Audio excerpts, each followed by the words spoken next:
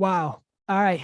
Welcome to the Average Joe Crypto Show podcast. This is episode 7, the Paddy Stash Interview. We finally got it. The Tel legend, the Tel icon.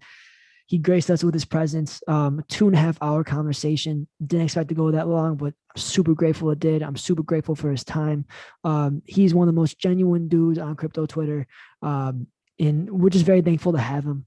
Very thankful to have him. So in this episode, we go over so many things. His trading strategy, his origin story, his opinions on the recent crash, where we saw our favorite altcoins drop 50%, how he finds his gems, just so much info. So if you're a big Paddy fan, I know you'll love this. If you're new to crypto, you'll love this too. A ton of gems. And if you're a crypto enthusiast in general, you should also love it. So thank you guys for tuning in. This is the Average Joe Crypto Show podcast. If you haven't yet, please subscribe, tell a friend. It goes a long way. We're breaking the barriers between the mainstream and the crypto experts. So buckle up. AJCS episode 7, the Paddy Stash Interview. Let's go. Yeah, I can hear you well. Can you hear me? Yeah, I can hear you perfect. Perfect, bro. I love the hat, bro. Thanks, man. My Telcoin hat. I got a few. Dude, that's right, bro. You are the Telcoin legend as far as I'm concerned, bro. I'm sure you get that all the time, and it might sound pretty old, or maybe it doesn't. But on behalf of, because we have a little community that we're growing over here, and they look at me like I put them on to Tel early. And that was like in January of 2021. And I'm like, no, like there's people before me, way before. So we always give you props always, man, because it's insane. I appreciate that. It's insane. Where you at right now? You're in Florida, right?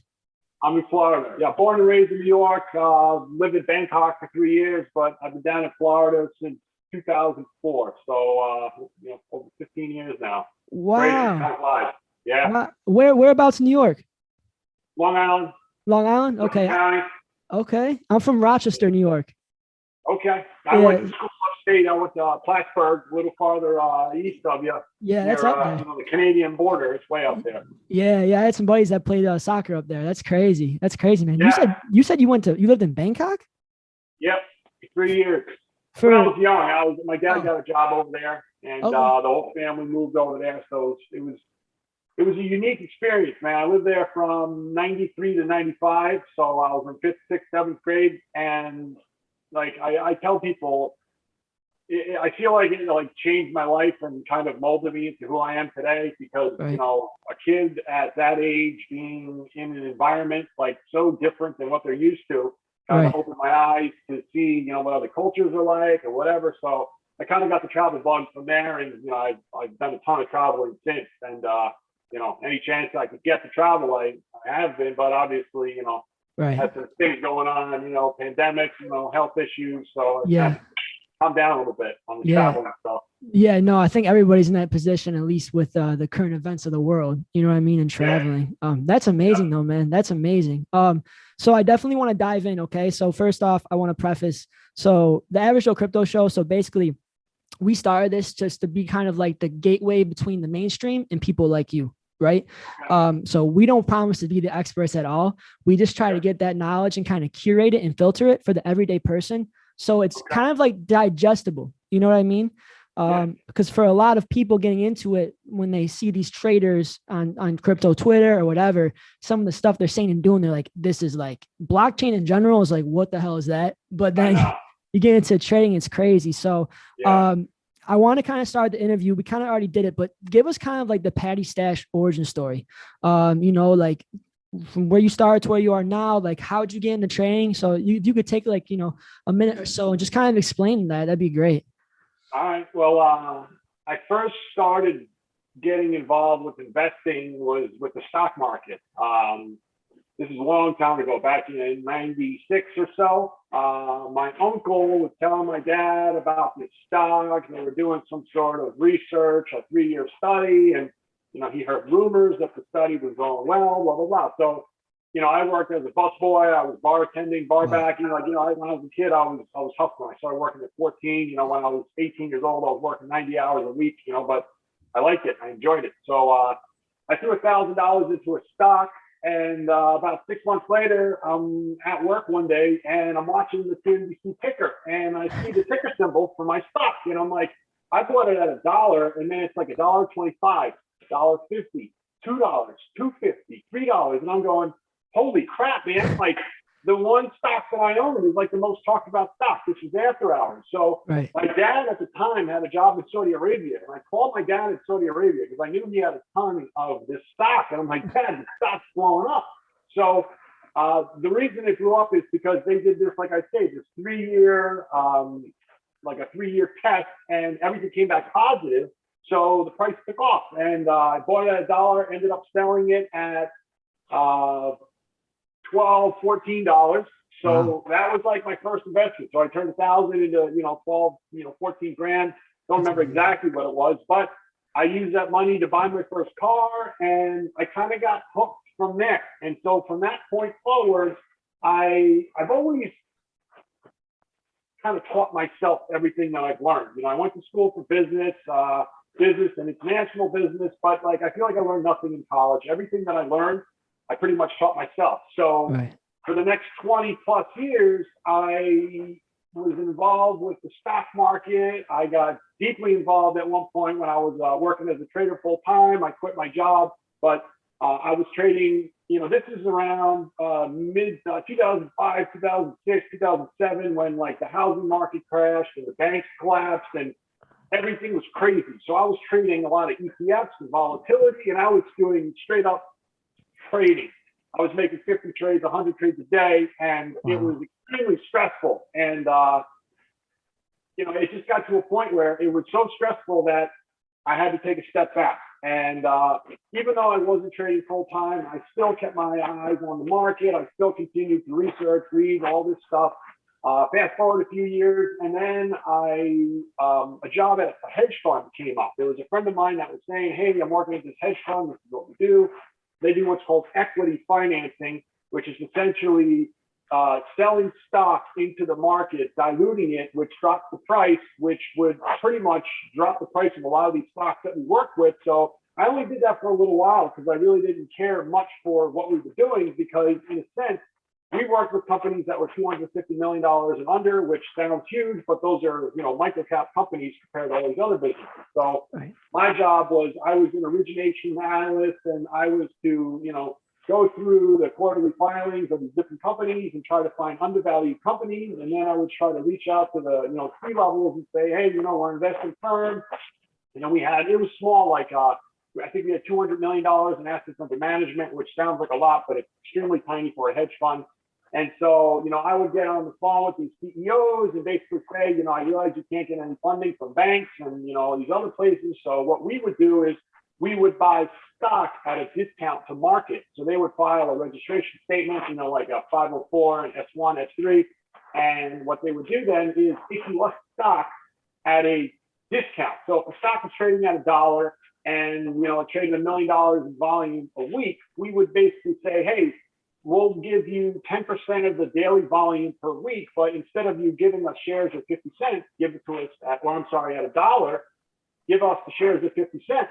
So that way it gives us that margin to sell into the market. But a lot of the companies that did that were CEOs that didn't really give a crap about the stock or their shareholders, and they were raising money for themselves. So I didn't really care for that. And I quit my job for that reason, because I said, we're not helping people here. We're helping these egregious CEOs make more money, and then instead of them reinvesting money back into their companies, they're keeping it for themselves, and shareholders got screwed over. So I worked there for about 14 months, and then I ended up quitting.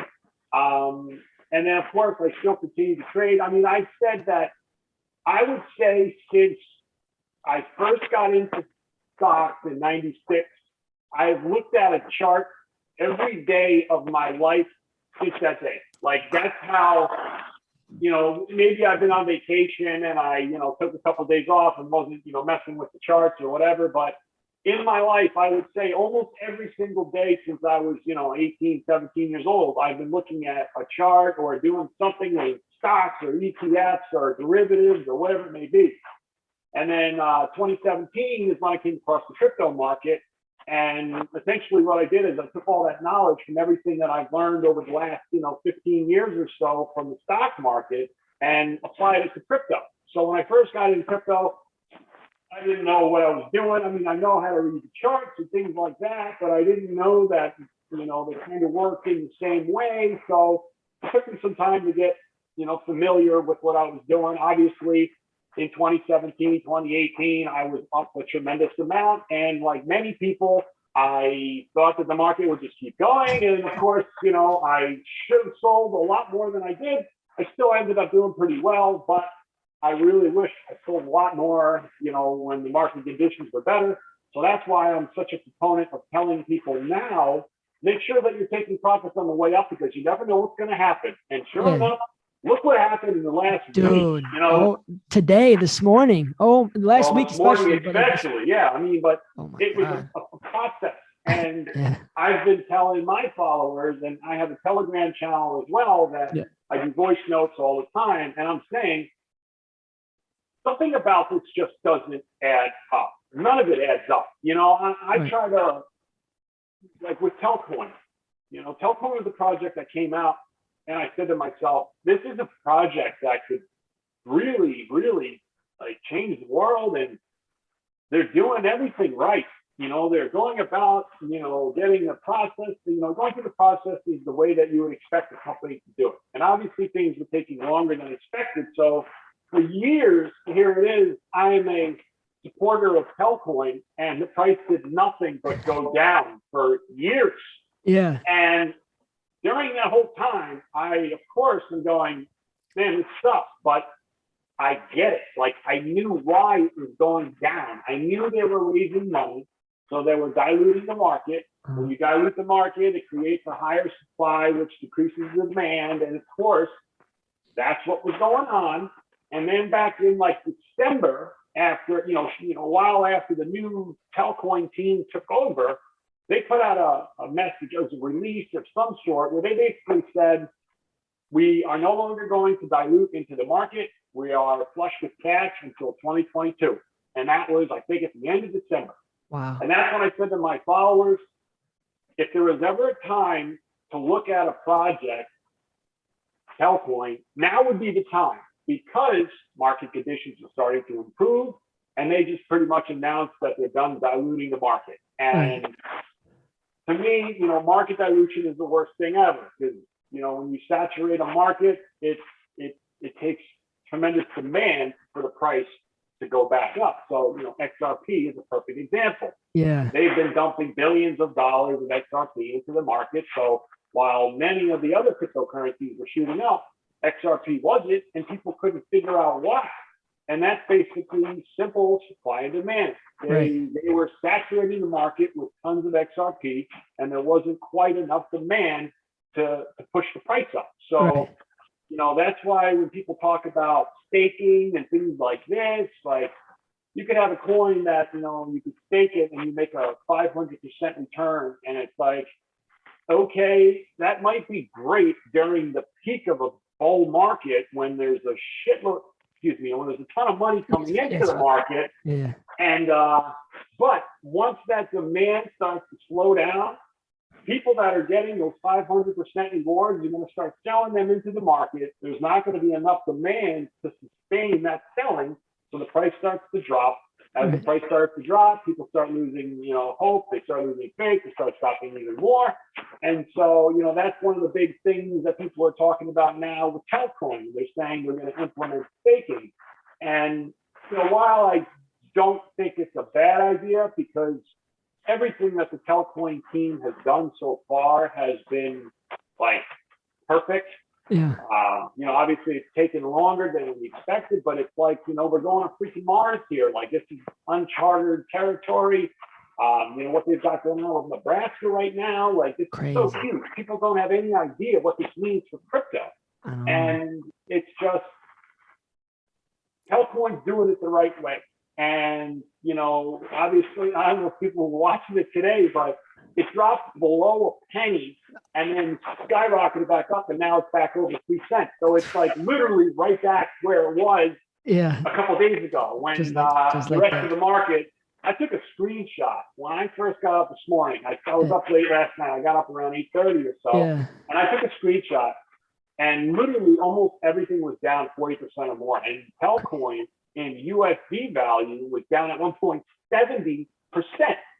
And I'm going, I am going to buy as much as I can. So I'm trying to log into KuCoin. I'm trying to log into Uniswap, everything. And I couldn't buy anything. And I'm going to myself, I am so pissed because here I am telling people take profits on the way up. You know, of course, I've got my Telcoin offline, but I've got a trading bag as well. Right. So, you know, there's all other coins I hold, and it's like when they pop up, I'll take some profit, I'll put into a stable coin. So I'm kind of diversified across the board, but I built up a bag of, you know, USDC for just this type of event. And so now here I've got that money ready, waiting for the market to really dump. And then this morning I'm going, here it is. Yeah. And it's like, you know, this isn't working. Can't log into that. This isn't working. And it's like, I felt like I completely missed it. And, you know, I'm upset, but it is what it is. So, you know, it's nice to see that the market rebounded. And, you know, here I am saying, welcome to crypto to a lot of new people, because, you know, if you've got into crypto in the last 6 months or so, you know, you're probably like, man, this is easy. And I remember back to 2017, 2018, when back then, you know, I had 20 years experience in finance, and I've got some guy who's a plumber going, hey, Pat, man, I got some advice for you, you know, blah, blah, blah, buy this. And I'm going, this is, I don't know, this is weird. Like, I got this guy that knows nothing about nothing giving me advice on how to invest. And I'm going, it's become almost too easy for people. So, you know, they get this false sense of like, I'm the shit because I made some money and now I know what I'm talking about. So it's like, I was kind of hoping something like this would happen so that reality kind of shake them out, slap them in the face a little bit, and be like, hey, man, it's not all peaches and cream all the time. Like, people have no idea what it was like to sit and watch your investments go down for 3 straight years. Yeah, I kind of want to. I kind of want to touch base on that real quick, if you don't mind me interrupting you for a second, because I have a bunch of questions for you, because you just unpacked a lot of gems, and that was amazing. So first of all, how was that? Because Telcoin, I mean, you got in. I've done a little research. I follow your Telegram specifically, so I've been you know, consuming the Paddy Stash content, right? Yeah. So correct me if I'm wrong. You got in on the ICO of Telcoin, did you not? I did. I got in the ICO. Didn't put much in because that was when I was just getting into crypto and I was figuring out how ICOs work. And so I got a little bit. Then it was trading on KuCoin, but that's when I started to buy it. And my first buy was at 66 cents. And I remember like it was yesterday, because I'm going, oh, man, this thing's going to go up through the roof, whatever. You know, of course, I was still new to the market. I didn't know what to expect. And I'm thinking, oh, it's a new project. And you know, they all been going up. So I started buying, and then all of a sudden, like, you know, the rug kind of got pulled down, and the whole market just started going down. And, you know, even though it was going down, I was still an advocate for the project just because I saw what they were doing. And I do what's called primary source verification.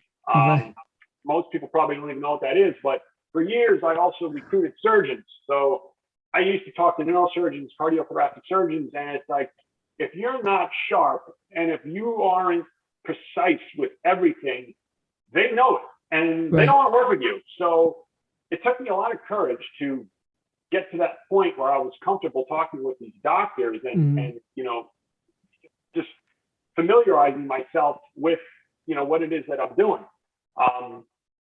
So, you know, as the price of Telcoin is dropping, I'm going, these guys are following the right procedures. And, you know, they were giving us enough information to, if you wanted to, do the research on your own to kind of contact the specific people or the lawyers or whatever. So like, I remember emailing, you know, people in Japan, and I'm contacting Singapore, and like, I'm trying to verify everything that the team said that they were doing. And a lot of it was public information. So you were able to do that. So, you know, in the medical field, they do primary source verifications on all these doctors to confirm that they are who they say they are. Right. So that became a big thing with me. And I say I'm a due diligence monster because people have no idea. Like, they see me joking around, driving in my car, but like my girlfriend gets it when I'm working 15 hours a day and I'm reading, and she's like, "What are you doing?" And I'm like, "I'm researching." Right. Like, I'm reading. And, you know, lately it's been crazy because the market's so nuts, but everything Telcoin did checked out. And I'm just going, these guys are in a niche that could literally change everything. Right. And I'm thinking the technology didn't allow for Telcoin to do what they're doing now, you know, 5 years ago. So here these guys are doing something that's never been done before. You know, like I say, they're exploring Mars, and of course they're gonna hit bumps in the road and stuff, but everything checked out. So I continue to have faith in the project, even though it continued to drop. And I have thousands of messages from people being like, "Paddy, you're a piece of shit. I hate you. Like, all you're doing is telling people to buy Telcoin and then losing money." And I'm like, well, first off, I never said anything about buying it. I like it, you know, like I never say buy this, buy that. I just say, hey, take a look at this project, do your due diligence on it. And if you like it, you know, do what you want with it. And that's kind of what I try to do. I try to present things to people in a way that they can kind of do their own due diligence and figure out whether it's something they want. So, you know, long story long, Telcoin was doing everything that they said they were going to do. Took a little longer than expected. And then they had this major shakeup where half the guys on the team left, the CEO quit, and then they brought the new CEO in, and then they said this is Telcoin 2.0. Yeah. And so there was a lot of people that were real upset about that. The price absolutely, you know, shit the bed. It dropped like 60, 70%.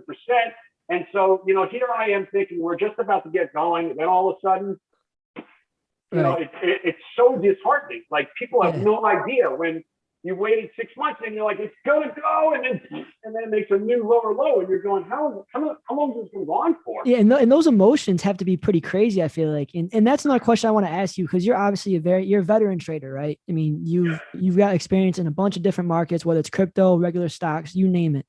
Yeah. At what point? Because I assume, like you said, like it's an emotional roller coaster, right? Like, because you've done your research, you've done your due diligence, you know Telcoin is legit. Then all of a sudden this happens, right? And so, especially for the new investors, right? Because it's easy to get emotional. I mean, it's your money, it's your money, right? And especially everybody is emotional when they first get into trading, because it's like if you put $1,000 in something, and all of a sudden it's $800, you're going, oh man, I lost $200. But like, it takes a while to build that confidence. And I make the joke, I say I'm a sociopath, because I have no emotion when it comes to trading. Like, I woke up this morning and I saw the market and I'm going, oh, Telcoin's down 70%. Oh, and I'm like, man, this is crazy. But it didn't affect me. And it's like, I make these notes where I talk about market conditions, and it's like, I don't think I sound like I'm emotional, because I'm not. Right. And it is a joke. I say I'm a sociopath, but there's you know, some rules that you always hear about trading. And rule number one, never trade on emotion. Right. It's just like if you're a poker player. I played poker for years and years and years. Oh, you're good then. Oh my gosh. All right. So I used to study people, and it's like, you know, I get a feeling from them. I can tell if they're bluffing. I can tell when they're not. And it's like, so everything is built on emotion. So it's like, imagine you have, you know, the nuts. You got, you know, 4 aces or whatever, and there's you know, flush on the board, and you know you got the best hand, and it's like you want to go all in, but you need to keep your composure, because you don't want that guy knowing that you're going to crush him. So it's like, your emotions are so important. And so this morning, Telcoin dropped to 31, I think it hit 31 Satoshi. And an hour later, it was back to 94. So it's like, can you imagine you're that guy that goes, you know, I just bought Telcoin last week, and then you wake up this morning and it's down, you know, 50%, and you're going, oh, I'm screwed, and then you sell it, and then a minute later it just rebounds, and then they buy it back higher, and it's like, That is what you can't do. You can't be jumping from thing to thing. And I've said from the beginning of this bull market, there's been one coin that I bought that was new, and besides these other ones that I've been holding, and that was SHIB. And the reason I bought that was pure market psychology, because I understand Dogecoin. You were insane with that, because I saw that in your Telegram. Didn't you buy SHIB in February or something? Yeah, back in February, when it was trading under $100,000 a day in volume. And I was thinking, I was like, dude, this guy, he has to see something. Because I'm like just because I remember you saying in your Telegram, you just off of psychology, right? Because you're like, all right, people are going crazy about Doge. Psychology, man, means everything in this market, because everybody's so emotional. Yeah, and I was just like, oh my gosh. And so I'm like, all right, this dude just got 40x. And then I know recently you reached out because on Telegram, and you were like, dude, if I would just tell a little bit more, but that's the trading game though, right? Because like you say, you always preach take profits. 40x is fucking phenomenal. Dude, you can't go wrong. So it's like, if you take a profit on the way up, you'll never lose. And so a lot of people get greedy and they go, no, I want more, I want more. Then all of a sudden something like this morning happened and their entire net worth just gets cut in half. And it's like, was that worth it? And that's my whole thing about assessing risk. Let me ask you. Sorry. Let me ask you a question about this though. Okay. So for example, one of my strategies is I have a whole bag are you familiar with 360 Trader? Yeah. Online? Yeah. Okay. Cool. So he's a big Telcoin guy. Big Telcoin guy. He's very transparent. Cool. I sign up to his alerts. He's just cool. He's really cool. And so I've kind of taken on his approach personally for having a whole bag and a trade bag. Right. So basically, his whole trading strategy is accumulating in the bear market. Right. Accumulating the whole bag and obviously having your trade bag. So this is what I want to get at, because the whole idea is the parabolic move, right? A lot of people talk about that because there's the cycles, the Bitcoin halvings. So his specific prediction, right, is based on the date ranges from the previous two cycles that the blow off top could happen around September 2022. Okay. Now, whether that happens or not, whatever, right? But my question to you is this. September 2022? Yeah, so that's what he's saying. 15, okay. Yeah, because he says the first one was 365. The other one was 500 something days. So he's like, if we do the same thing, 711 something days. Extending out. Exactly. And that's his thing. So my question is this, whether it comes to September 2022 or not, okay, the blow off top is supposed to kind of be the thing that tells us, all right, the cycle is coming to an end, right?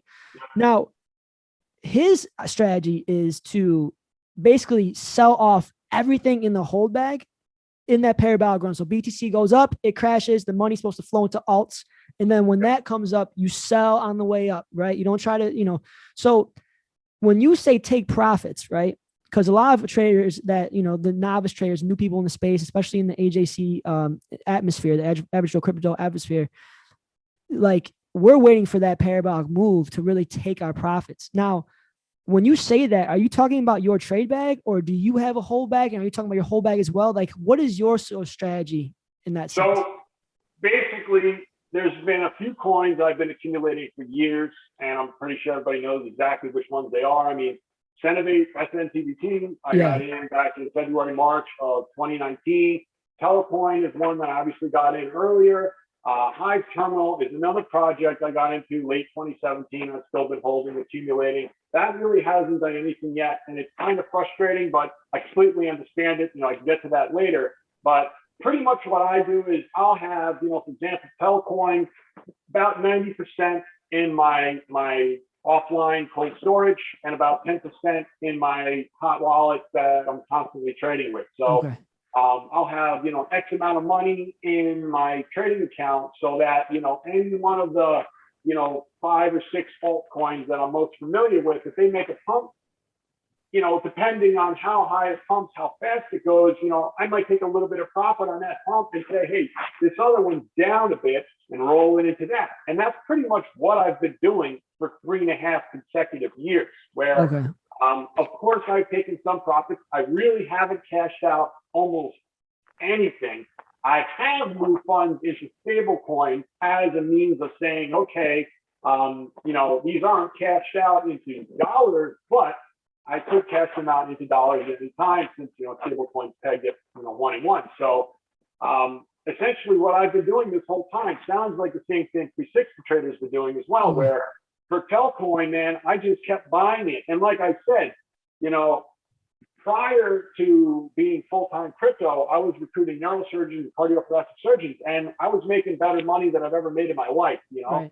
So every paycheck, I would put a little bit of money into crypto. Well, actually more than a little money. Yeah. Like I told my boss, pay me in Bitcoin. And like he was, you know, he was, oh, kids, and I was dead serious. Like, right. And so when I started working in my job, there was about 60 people there. I was there for 5 years. And by the time I left, there was probably about 300 people. And everybody knew me. I'm the crypto guy. Yeah. You know, like I would literally, I did well at my job. I was a hard worker. I used to go in earlier than everybody. I would stay later. They changed kind of things around a little bit. Then I kind of started, you know, I had a little frustration toward the inner politics of my job. But, you know, I would occasionally have, you know, charts up on my work computer. And it's like, my boss knows, man, I'm still producing, but I was still kind of messing with crypto, even, you know, when I was at my old job. But like, of course, you know, my focus now is so much more than it was. But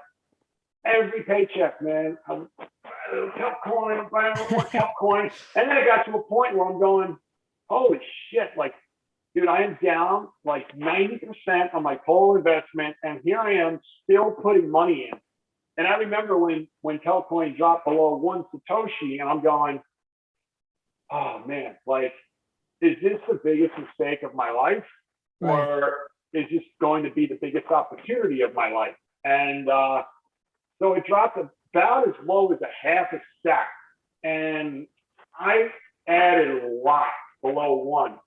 So I don't know what my dollar cost average was at the beginning, you know, 65 or whatever it was, but I got my dollar cost average below 2 Satoshi after all said and done. Wow. So, you know, if Telcoin goes from 2 to 200, you know, it's 100x for me, but in Bitcoin value, but then USD, you know, who knows, like if Bitcoin keeps going. Right. But I just kept accumulating, and I realized it was a huge risk, but it was a, you know, like I say, I assess risk for everything I do, but it was an educated risk because I'm such a firm believer in market cycles. And if you look back at the, you know, 10-year history of Bitcoin, there's always been ebbs and flows. And so I said to myself, again, market psychology, at some point, the market is going to make a comeback. I was saying people have to forget about crypto to remember about it. And that's what I meant by that is, you know, Bitcoin hit 19,500, whatever it is, back in 2017, 2018, early 2018, and then just started collapsing. And so every person I knew was in crypto at that time. They were all, you know, they all knew everything about everything. And then the market started crashing, and then 6 months later, you know, everybody's like, it's all like stuff. And then a year later, everybody's out, and then I'm the last one. And it didn't matter to me because I knew at some point the market would come back. Right. People would get that interest again, and things would be, you know, happy, and everybody's happy. So after 2.5 years, 3 years of people fighting each other on crypto Twitter, everyone attacking one another, finally, market conditions began to improve. And I said, Telcoin talked about how, you know, they're flush with cash. And then I go, okay, this is the tipping point right here. And then sure enough, it started to go up.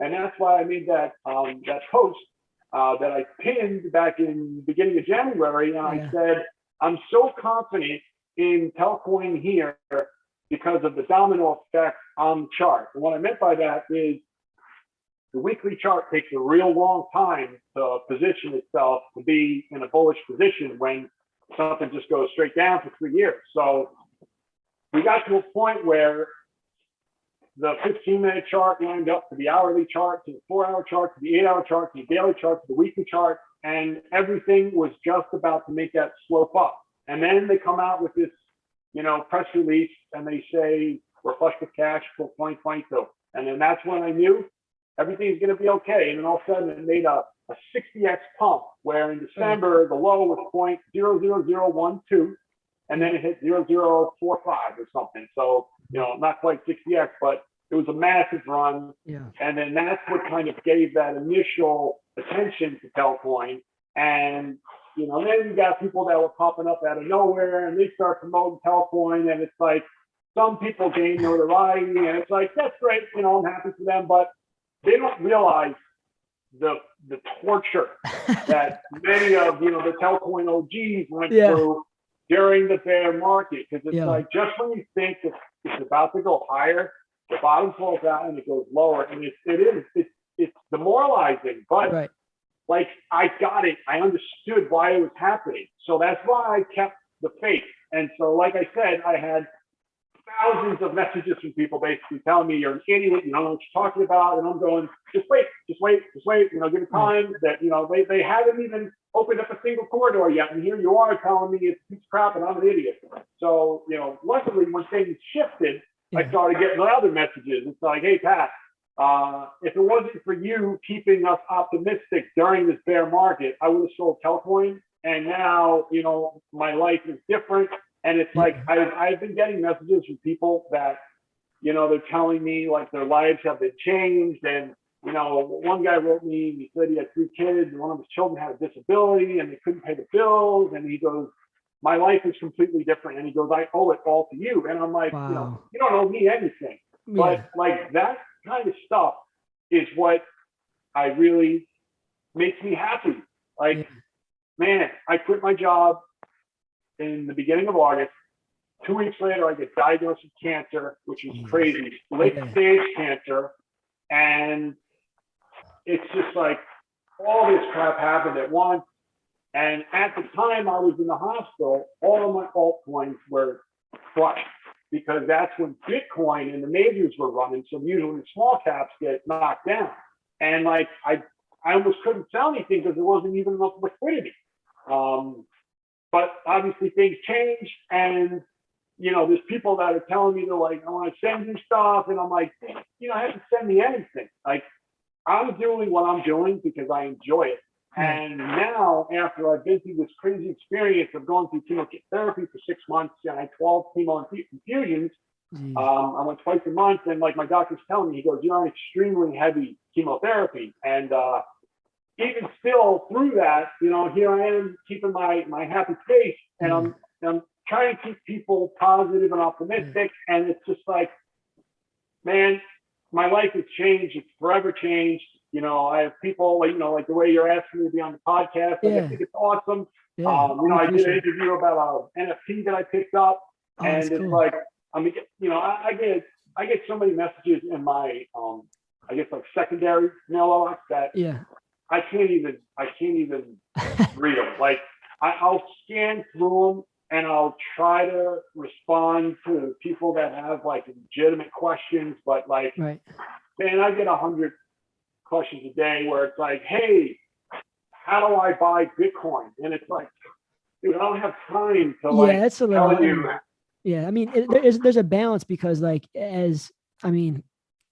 some people hate when I say this term, but you as a crypto influencer, right? I mean, whether you like it or not, people consider you. I hate the term too. Like, I know, but it just, I think of like Instagram chicks. Yeah, like, right. But I mean, it is what it is. I mean, look at my necklace, and it's like you're showing your boobs. You know? We're not looking at necklace. Right. You know? But there's, because you sort of feel like you ever maybe you don't, maybe you do, but like, at least me, like, I'm not even close to the level of education as you, but even I feel like sometimes I have to go out of my way to answer those questions. But at some point you kind of just have to like be like, dude, like, just Google it. You know what I'm saying? Like, it's that's not what I do. I say Google works, man. That's how I did it. And it's like, exactly. Why do I always continue to have to take time out of my day to help you and other people? Like, I am, like, my girlfriend knows, like, you know, she's trying to talk to me sometimes, and I'm like, I can't talk right now. Like, I'm in the middle, like, there's a talk going on right now, or something, you know, NFTs. And it's just like, you need to focus. And thank God, you know, I hear horror stories about people getting hacked and people doing this, sending money to the wrong address.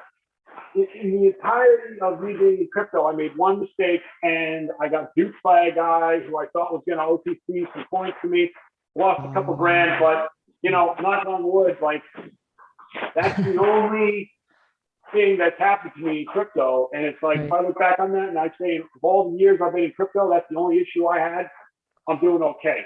So, you know, the one thing about people getting into crypto, the first thing I tell them is, you got to look into security, you know, figure out how to store your tokens or your coins before you do anything else. And that's what I did. You know, I bought a digital ledger or the ledger before I even bought my first crypto, because I'm going, when I buy it, like, where do I put it? And then everything I read says, you know, ledgers, most safest, blah, blah, blah. So it's, you know, it's a learning experience. So as you say, I've got years and years of experience of just stuff that I've kind of put together. And I'm fortunate to kind of look at things on a broader scale, where a lot of people look what's in front of them. And, you know, like you were saying, like, how did I know about SHIB? And it's like, I didn't know about it, but what I was able to do is take all of my years of experience and kind of mush it all together and make sense of what I believed was going to happen. And that's exactly what I did with all these altcoins back in 2017, 2018. A lot of people are saying, you know, Bitcoin is going to be the only cryptocurrency. And I'm like, that doesn't make any sense. Like, all these new projects are coming out. They have these use cases. And it's like, it's going to take years for them to develop so that you can start using them. But now here we are 3 years later. Right. And there's a lot of coins that are being used for everyday use. And that's why I think the market has evolved so much. So we may not go into this, you know, bear market like we did previously, because of multiple reasons. One, all these altcoins have use cases now. So previously, you know, when the price would explode, you would sell it, cash out, and that's it. But now you have reasons to keep your money in the market, because like a company like Telcoin, I just think they're going to keep growing. So even during the bear market, they'll continue to gain dominance against Bitcoin. And then once the Bitcoin cycle comes back, Bitcoin starts going higher and brings the value up even more. A lot of people don't understand about the compounding gains and how important Bitcoin is to the rest of the market, because if Bitcoin gets chopped in half, your entire investment gets cut in half, because, you know, it's Bitcoin is the market. For that. I mean, we saw it today, right? I mean, Bitcoin dropped so crazy, and some of your favorite altcoins dropped 50%. Now, let me ask you this though, because I kind of just want to circle back real quick to the parabolic move question I asked you, right? Yeah, okay. So some people are like, you know, I'm going to sell everything, right? But then you brought up just a good point though, that, you know, it might not be the same bear market after the parabolic move that we were used to, right? Where I think some alts crashed like 80%. You know what I mean? After their freaking blow off top, like XRP, for example, right? It went to like $3 some point, then went right back down. Crazy. Yeah, I remember that day like yesterday. I'm so happy I was in the market then, bro. but I was in the market and I owned XRP. It was my biggest hold, and I was rushing home to get home so I could sell it. Did you get wrecked on it? Did you get wrecked? Did you get wrecked on it? No. I did real well. I was in at like 17 cents. Okay. I have a post from 2017 that I posted on my Facebook about XRP. That's like, you know, when I first got into crypto, and I'm like, you know, this is I was calling it Ripple. This is Ripple, and I drew the chart, and I said, I think when it breaks out of this wedge, it's going to go up. And sure enough, when it broke that wedge, that's when it hit 350. But I feel like XRP is like the introductory asset. I feel like, because XRP is what got me into crypto. I don't like someone at work told me about XRP. And then like all the crazy connections to it. And I kind of got over that phase. Because at first I was like XRP maxi, right? I was like, dude, XRP is the one, forget Bitcoin, whatever. And then I realized that that's just not how it works. But I feel like it's the introductory. I'm still very bullish on XRP.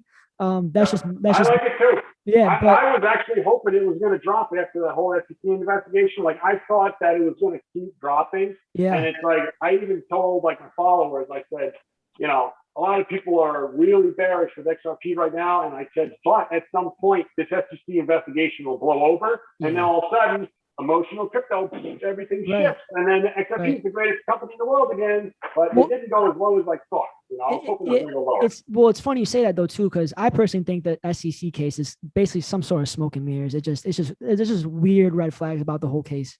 In my opinion. I mean, I'm not really following it too much, but I mean, that's what I feel is going on right now with that whole Elon tweet and India and China. Like, it's so coordinated. That it's perfectly set up to look like a disaster. It's like, it's too perfect. Yeah. And like I say, I don't think it's coincidences. Like, the fact that every other market is going to blow off top. You know, this one we were trading for 3 or 4 months up in the 50, 60K range. And you know, each market cycle has been longer than the one previous. That would mean this one's shorter. And then the other thing I'm thinking about is, you know, in the beginning of 2017, Bitcoin was $1,000 and it peaked at, almost 20,000. So that's Right. 20x in the year of 2017. I don't remember exactly how low Bitcoin was in late 2016, but from, the move from the top to the top, it was huge. It was, 50x increase, whereas our previous high was almost 20,000, and now we hit 60,000. That's a 200% increase. Like, that's nothing for crypto, considering we've been in like a 3-year consolidation period, which gives me even more reason to believe that this market's nowhere near from done. And I use the stock to flow chart all the time. I think Plan B is genius. Willie Woo is another guy who's got a lot of great charts. He shows, inflows and outflows of institutions. He's got a lot of great charts. I posted one of his charts that has, it's like a little, I forget the terminology he uses. It's like a theorem that, or a process that he came up with. But if you look back at the 10-year history of Bitcoin, his chart shows we're only about halfway through. And then the stock to flow chart, which to me is the most, it just makes the most sense. Stock to flow is the amount of a commodity held in inventory divided by its yearly production. So you've only got 21 million Bitcoin. Every 4 years, the supply that gets released into the market gets cut in half. So as more and more people continue to talk about Bitcoin, but more importantly, institutions now have the ability to buy mass amounts of Bitcoin. Yeah. So previously, when you would have big buys, people buying Bitcoin in big chunks, they were doing it on the exchange, which would then shoot the price up. So you got that immediate result where you're like, holy crap, man, someone just pumped the price of Bitcoin up, however much. Whereas now, these institutions could buy 10, 20, 50,000 Bitcoin OTC. So you're not seeing it reflecting in the market conditions right now. But over the long term, that supply number is just going to keep coming down and coming down and coming down and coming down. And as that's happening, more and more people are going, man, the economy in America is, having problems. And it's like, I don't trust my bank. And then after the whole pandemic hit, I said to my mom, Mom, take as much money out of the bank as you can right now. And she's like, why? And I'm like, I have a feeling that this is back in January 2020. I said, I have a feeling this pandemic is going to be a big issue in America. And I said, I think it'd be a good idea to take some money out. So she calls me back and she goes, they only let me take out $5,000. And I'm going, wow. You gotta be shitting me. Wow. So this is an account that my mom puts her own money into, and they're telling her you can only have this much money. And I'm going, there's something wrong with this system.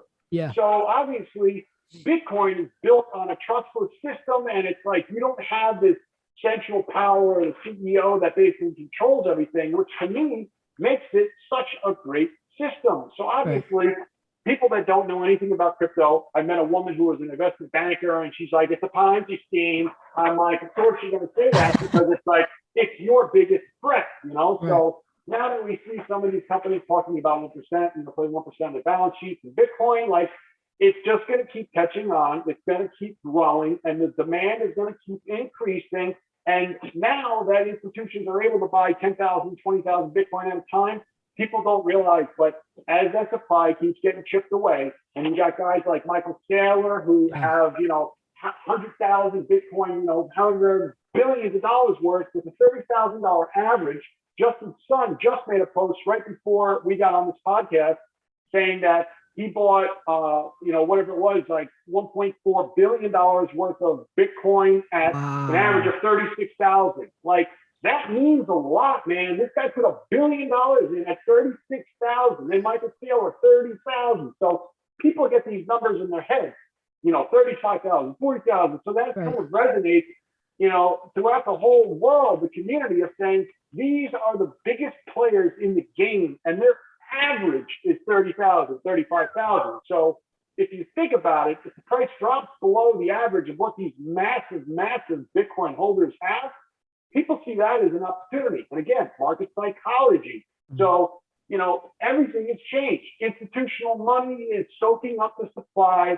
Altcoins have multiple use cases. And most importantly, an NFT market. People don't realize the importance of NFTs. Business Insider did a poll, and I think it was either 71 or 79% of people say that they thought that NFTs are a fad. It just shows to me how crazy like this is. So NFTs now are altcoins of 2018. When everybody in 2018, that's exactly how I'm looking at it. So in 2018, everybody's saying, hey man, these altcoins are going to go to zero, Bitcoin's the only thing. And I'm going, no, you're so wrong, because these altcoins serve different reasons and different purposes. And so now Telcoin is the premier international remittance company in the world, in my opinion. But it's early yet. So, I say Western Union, MoneyGram, you guys can't compete with Telcoin. Like, you can't. Let me ask you a question. Let me ask you a question real quick, actually, since you know a little bit about XRP too. And this is where I get kind of confused. And we don't have to go too in depth with this, but just a quick little. I already know where you're going about, like, what's the difference in the remittance. Yeah, because obviously XRP, Ripple, and MoneyGram had their little partnership. Western Union was saying we would probably utilize, but that actually makes, I just thought about this, because Western Union, I don't think would say we would utilize Tel services, right? Whereas Western Union could utilize Ripple. Is that what the difference is, or what? Man, it's like, when we start getting into things like this, like, it's so technical. Like, XRP became the project, or Ripple became the company known for working with banks. So that's what they were supposed to be used for, because I don't know the statistics, but they were saying something like per year, like $30 trillion gets moved from bank to bank to bank. And they're saying using XRP, they could save, like $100 or $300 billion. Vostro accounts and all that shit. And whatever. But, people are saying, well, what is Telcoin? Why is Telcoin better than any other cryptocurrency? Well, first off, if you send, $100,000 or whatever in crypto to somebody, like, there's rules with regulations and paying taxes on things like this. So it's like Telcoin now is a company that has gone through all of those processes. They've gotten their permits, they've done the regulations, they've done all the steps.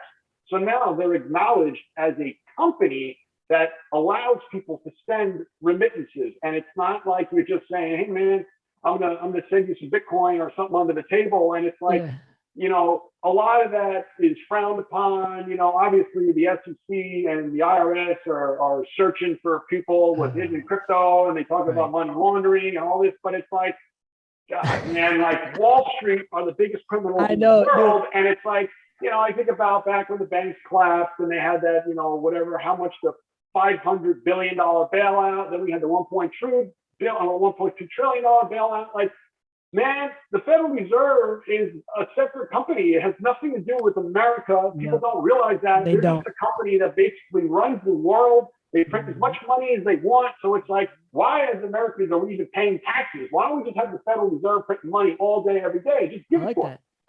But it's like, that's why the US dollar is constantly getting deflated. So it's like, again, supply and demand. So, getting back to Telcoin and being this company that allows you to send international remittances. So now, it's a real business. So it's not like you're saying, hey, I'm going to buy some little crypto and I'm going to send it to somebody who, lives in Africa. This is a legitimate business where it's like, hey, Telcoin now is a company that's working with these other major telecom companies, Gcash specifically, because Gcash recently came out with, and the fact that Gcash grew from 20 million users to 40 million users in 1 year, like, that's huge. So that means 40 million people could use Telcoin now. But the thing about it is, Telcoin is different than any other crypto, in my opinion, that separates it, makes it better, is because how many people in the world have bank accounts? Not nearly as many as have cell phones. So for you to send money via Western Union, MoneyGram, what you have to do is you have to get in your car, you have to drive over to the place, you have to fill out the form, you have to do all that crap. It's a pain in the neck. And then the person receiving it has to go to a location to sign the form and get the money. And, you send $100, they get 88. So it's like, you're losing 12%. And that's insane. So Sub-Saharan Africa is the biggest, I guess they have the most money coming in from anywhere else in the world because they don't make any money there. So you've got relatives in other countries that send money back to Sub-Saharan Africa. So that's why Telcoin's been focusing on Sub-Saharan Africa. Right. But now all you have to do is, when V3 comes out, you're going to have the app on your phone. You'll be able to convert your native currency, Telcoin, send it to another user who has a Telcoin app on their phone.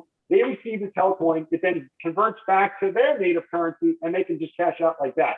So it's like, that's insane. it's so, they say sending money easier, and it's so true. And like I say, 3% or 2.5% or less is the fee, and no other company in the world can compete with that. So in my opinion, it's only a matter of time before the world starts to catch on to what Telcoin is actually doing.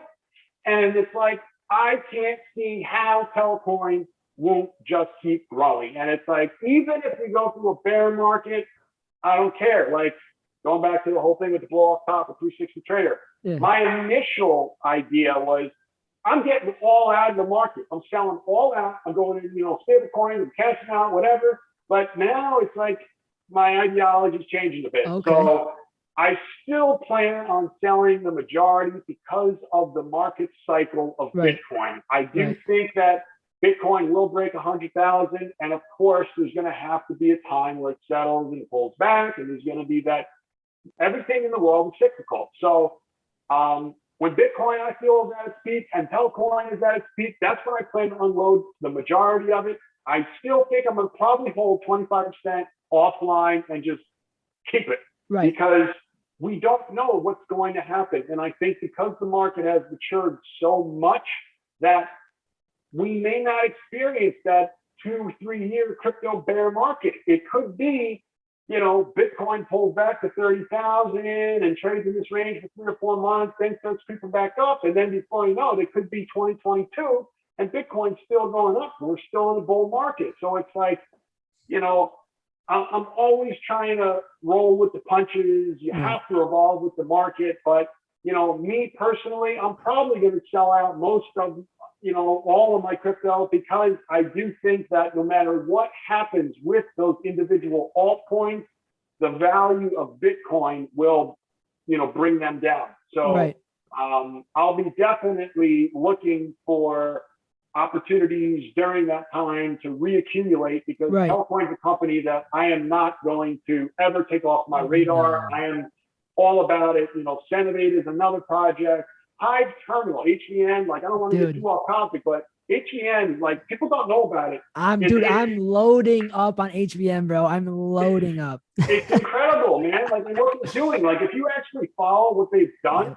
So in less than 1 year after they set up the platform, they do what's called invoice factoring on a blockchain. And I believe they're the most advanced of all cryptos currently doing what they're doing. They are based out of Slovenia, and they were only working with Slovenian countries. So in less than 1 year, somehow they managed to get over 2% of the public companies in Slovenia to sign up for the platform, the Hive Terminal platform, to do invoice factoring. Not all of them are using it, but that to me is incredible. And just now we're expanding into the whole, DACH region, Germany, and so it's just getting going. But what happened with with Hive Terminal was it traded on HIP BTC and it traded on IDEX. Almost all the volume that it traded was usually through IDEX, which is now an exchange that implemented KYC back in January of, I think, 2020. So that kind of exchange just went and it kind of disappeared. HIP BTC, I've never had any problems with HIP BTC, but there's a lot of people that don't like using it because of withdrawal fees being expensive or whatever, problems with support, don't know, don't care, but nobody uses HIP BTC. So here you've got this company that's exponentially growing and nobody notices it because nothing's happening with it. And I get it. So now all of a sudden it's trading on Uniswap, it's getting a little more activity, the team's getting a little more active again. And this is a company that I'll continue to accumulate because I believe in their fundamentals. And it's the same thing with Telcoin, same thing with Cenovate. And it's like, in time, they'll have their day, because the crazy thing is how the market, was going bonkers over the last couple of months with projects that are useless. And it's like, I know I was talking about SHIB, but from the beginning, I said to everybody, this is a trade based off psychology and market momentum with Dogecoin and Elon Musk and all this. And I said, I am not holding this because still to this point, I don't think it has any utility. They're supposed to come out with a SHIB swap. I don't know if that's happening or what, but that project became nothing more than here's how to buy SHIB. You know, like I'm gonna put this, and then everybody just started buying it, and people don't know what they're buying. And then this whole thing with, you know, half the supply. You know, they had 1 trillion or 1 quadrillion in supply. 500 trillion got sent to Vitalik Buterin. What's up with that though? I'm going to cut you off, but that makes no sense to me. If you're a dev in blockchain, like, are they trying to get buddy with him or something? It makes a lot of sense to me, and I think it was a brilliant move. Like, okay, I have nothing bad to say about SHIB. I don't, you know, like, I got whatever. It means nothing to me. I'm just saying, like, I no longer own it. You know, people made so much money. It's absolutely insane, and it's like, so what they did was, the supply is 1 quadrillion, okay? Right. Everybody knows, you know, Vitalik Buterin's Ethereum address, so anybody could send him anything, as long as it's in the RC20 token. So when they created SHIB, they sent 500 trillion in his wallet. So then when I kind of discovered the project, they're going, Vitalik Buterin owns half the supply. And I'm going, what? And I'm thinking, how did you get them? And then it turns out, they just sent it to his wallet. So then everybody's saying, those coins are burned. Those coins are burned. And I'm just like, you know what burning coins means, man? Like, those are not burned. Like, maybe psychologically you think they might be because they're sitting in his wallet, and it's like, he's probably not going to, you know, mess around with these coins in his wallet. Like, he's got too much going on. Right. So for months we're hearing those coins are burned, and I keep telling people, I'm like, they're not burned. They're just in a separate wallet that's not active, you know. But why did they send it to him though, Paddy? That's why I'm confused. Why did they associate his name, in my opinion, with the project? Gotcha. Kind of give them clout to say, gotcha. Listen, man, we got this project with VB on fastest supply. Right. And it's like, you know, he's not going to sell them on us. So those are burned. And then all of a sudden, he's now 50 trillion, and the market tanks. And all of a sudden, all the meme coins dumped, because I'm guessing a bunch of people did the same thing. They sent them to his wallet, and he started selling them off. And then people are like, oh, well, you know, SHIB is their heroes because they're donating to India. And it's like, what are you talking about? That's not what happened at all. They sent 500 trillion to BB's wallet. He pulled the rug on and dumped 50 trillion, and then he donated the money. So it's like, how are you saying that SHIB had anything to do with what Vitalik did? He's the one that sold them without you guys probably ever expecting it to happen. So now my question to them is assessing risk. He's got 450 trillion left. What's he gonna do? Is he gonna dump another 400, you know, or 50 trillion and bail out Bangladesh and then bail out, you know, Kazakhstan or whatever? So that to me, like, dude, SHIB, it's off my radar completely. And meme coins in general. So all these meme coins were the ones that were blowing up, and I'm going, this doesn't make sense, but it makes plenty of sense because all new money is entering the market. They don't know what to do. I'm getting text messages from my friends that I haven't talked to in years, how I buy SHIB, and I'm going, dude, it's so frustrating, bro. It's so frustrating because I'm like, dude, I told you to buy Telcoin when it was at 0.0001, and I said now it's up, you know, 500 times. I said if you put $1,000 in, I go, dude, you got $500,000 in the bank. Like, it's insane, dude. It's insane. So, you know, like I said, it's wrong with the punches, but it's been entertaining, man. Like, you know, my life, like I say, it's changed in so many ways. Obviously, thank God my health is improving. I'm still doing chemotherapy. I've got it coming up. You know, today's the 19th. In about 2 weeks, I got another round of chemo. Right. So it's like, you know, I'm just doing my thing. And I'm kind of glad that the market went through this big dump because too many people were too confident and thinking, you know, I know what I'm doing. But it's like, these people don't know anything. Like, you don't know shit until you've experienced it. And like I say, I'm like a sociopath because for 20 years I've been dealing with this. So it's like, it's another day in the park. Like, I've seen my account balances go like this. And it's like, for a while, like, you know, you don't have the stomach for it. But now, you know, it's just another day. Right. No, absolutely, man. I got a couple more questions for you though, for sure. Yeah. So I'm just looking through my phone right here because we made a list of them. Yeah. So okay, we went over the parabolic move for sure and what your theory is with everything with that. Now let me ask you this: so when you do cash out, right? Yep. Now the whole fiat system and all this might be going a little off crypto topic, maybe not. It's okay. So a lot of my friends, you know, talking about when they do cash out for the Parabolic move, like maybe leaving it in a stable coin and doing it in services like a Nexo, where they can, collect interest on their stable coins and then leverage against the stable coins. Now, obviously, I assume those interest rates are giving back right now to earn are probably going to go down in the bear market because obviously the bull market inflates those interest rates. So, and I'm very aware of that, but I think we can agree regardless, the current banking system that we kind of touched on, they're not touching any of those interest rates in general, right? So at least I think so for now. So with that said, I mean, what's your thoughts on that? Like cashing out in stable coins and kind of borrowing against that or earning interest on that? Because for example, like Nexo, if you have $1 million in USDT in Nexo, that's a $10,000 check in interest per month. You know what I mean? Like, it's just set right. So it's like, that's truly passive income. So I don't know if that's something you have ever dealt with or have thought about doing, but I kind of wanted your opinion on that or if your knowledge on that, because a lot of people.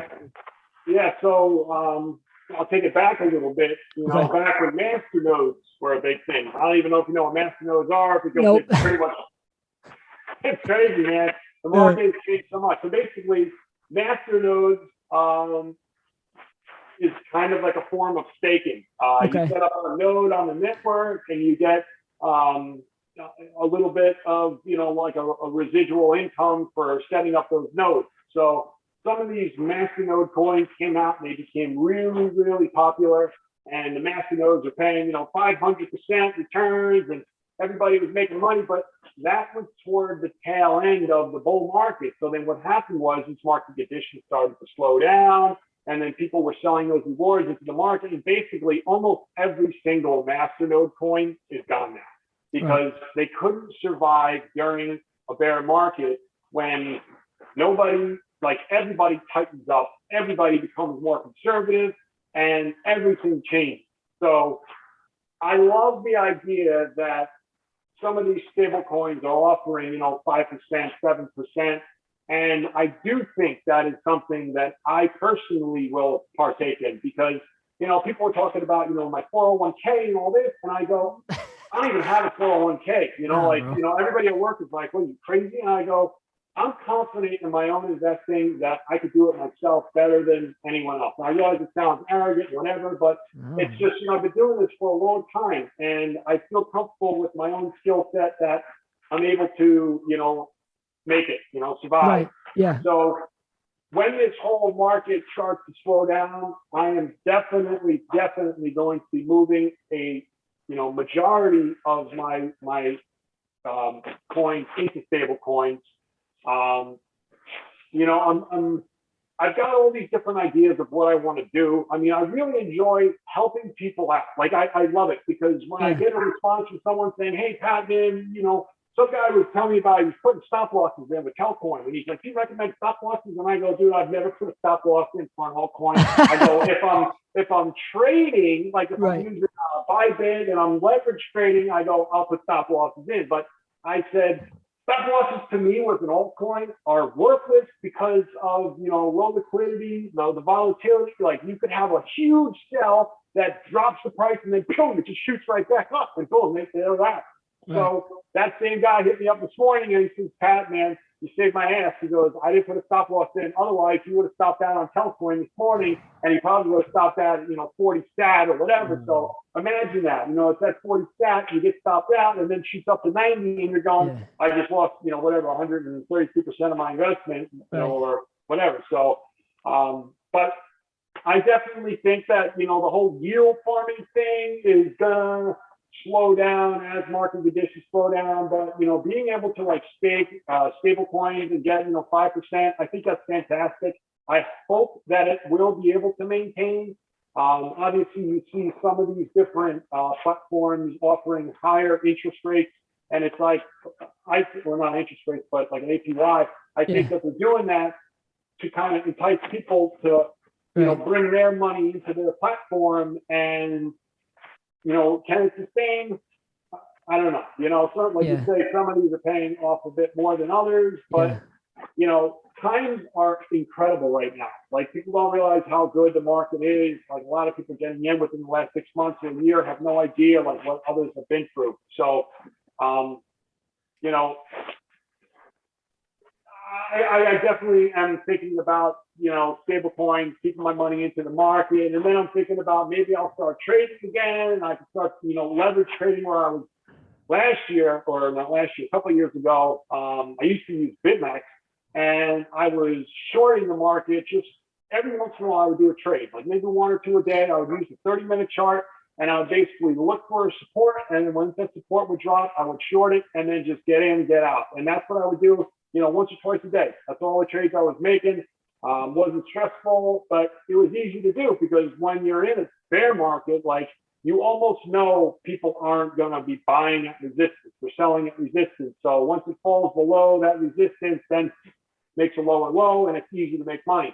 But I don't think I want to do that this time, just because I want to shift my focus to trying to do like a course or something to help educate, prepare people for the next upcoming bull market. And that's what I think I'm going to do. So that'll be my main focus. And it's like, awesome. If I'm doing that, I don't want to be messing around, buying and selling, doing things like that. So I think, you know, I will have most of my money in stable coins. If I can get, you know, 5%, 7% on them, fantastic. And then that way, at least I'll have, you know, residual income coming in that will help me pay my bills while I'm preparing for the next full market. So, you know, the way I see the market right now is, like I say, altcoins in 2018 now are what I believe NFTs are now. In 2 or 3 years are going to be like the next big thing. And I honestly think that the NFT market will be easily $1 trillion market cap. I realize it sounds insane. There's a lot of stuff I've said that sounds insane. Like, I'm talking about Telcoin making a 1,000x return, you know, 3 years ago, and we're damn close to it. You know, if it doubles from 6 cents, then I get my 1,000x. So, you know, for me to say to somebody 3 years ago, I'm looking at a cryptocurrency and I want to get 1,000x return on my investment, people are just like, yeah, right. Like, you know, you're a freaking idiot, man. So now here I am talking about NFTs, and it's like I say, Business Insider said either 71 or 79% of people say it's bad. And it's like, that just shows, man, you guys don't know. Like, I think I have this foresight where I'm able to kind of take my experience, my knowledge, wrap it all up together and predict kind of what will happen. And the NFT market is absolutely insane. You could buy whatever. And it's like, people are talking about NFTs for artwork. Like, forget that. Imagine, you know, NFTs for documents, you know, passports and things like that, where it's like, you can record these important documents on a digital ledger that's infallible. And it's like, you can't lose it. You can't, if it's stolen, like, you could track it, you know where it goes. And it's like, any piece of the internet that has ever existed since the internet came out can be sold as digital property. And it's like, how do you not see the value in that? Time Magazine on Super Rare has been selling a couple of NFTs, and they've been selling for like a couple $100,000 each, where it's like, you know, their latest one that they just came out with is an NFT of Time Magazine from 1923, their first ever episode, and it comes with the physical copy of that. And there was a bid I saw for like 200,000, and I'm going, that is going to be millions of dollars, because it's like, can you imagine you say that I own the first ever NFT from Time Magazine in 1923, plus I have the physical copy of it? Like, it's insane. And it's like, there's another NFT I bought by a photographer that goes by the name Mario Castina. He is probably the world's most well-known fashion photographer of all time. He has millions and millions of followers on Instagram. He's world-renowned. He's Peruvian. My girlfriend's Peruvian. But he came out with a Genesis drop on Maker's Place a couple months ago, and I bought his one-of-one piece, which is a picture of Kate Moss. It was taken in 2002. And so I was contacted by an associate of his, and I actually did like a 45-minute, you know, interview with him as to why did I purchase that piece? And he was asking me why I bid on it like I did. So my NFT handle is not today, no one will know. And it's kind of like a joke. I don't know if you've ever seen the commercial with, I'm forgetting his name. I'm forgetting his name, but it's a Geico commercial, and he swats he's swatting the paper. And it's like I said, that's a perfect name because it's like not today. So, I think of Game of Thrones as well. And they say, what do we say to death? Not today. So I'm thinking to myself, if I want an NFT piece and somebody else wants it, like, not today, man. Like, I'm going to get this piece. And so anyway, they're asking me, why did I get it? Why did I bid the way I did? Because I came in bidding heavy on it. And I did that because I saw the value in that. This guy is one of the most famous, probably is the most famous fashion photographer of all time. This is his Genesis drop. There was 4 pieces that came out. He only had one of one. And I'm saying to myself, this is going to be something special because he has millions and millions and millions of fans all around the world that know nothing about NFTs yet. Obviously, that Business Insider thing saying 79% of people think NFTs are a fad. So just wait in 2 or 3 years from now when everyone starts to kind of familiarize themselves with the NFT market and they understand it better. Like, to understand NFTs, you have to understand crypto. There's artists that want to mint NFTs, but if you don't know how to do it, then you need someone who's in crypto to help you. So it's going to take years for the market to develop, but I'm thinking in 2 or 3 years, the NFT market is going to be exponentially larger than it is right now. And the most important thing about that is it brings in millions of artists, it's bringing in millions of collectors, and the best part is artists now are selling their work, they're making money, and they're buying other artists' work. So it's going full circle. So that keeps money in the market as well. Right. So, people that are calling NFTs fads, like, you guys don't know what you're talking about. There's a lot of NFT collectors that are like, man, I idolize them because it's like, if I had the money they had, I'd be buying the same stuff they're buying. And it's like, I follow these guys and it's like, I consider myself a lone wolf. I do everything on my own. I don't listen to anybody, but I do take advice from some of these guys. Whale Shark put out a tweet where he said something about, even if this whole NFT space doesn't work out the way that we want, in the end, what's going to make you happy? And it's like owning pieces of artwork that makes you feel good and stuff. Right. And so there's a lot of art that I've bought recently that, man, like, even if it's worthless in the future, like, it's just so cool. I love watching it. I love saying that it's mine, like, I own, here's my certificate of ownership, blah, blah, blah.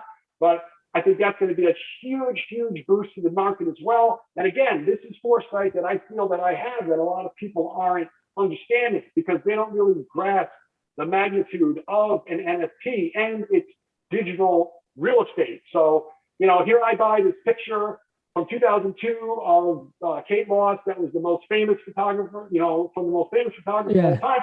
So there's millions and millions of people in the world that I'm thinking in a year or so, somebody who's the ultimate Mario Casino fan is going to say, damn, man, like, I know about NFTs. And it's like, this guy has Mario's first ever NFT, and it's his most famous photo ever. And it's like, there's a lot of people in the world with a lot of money.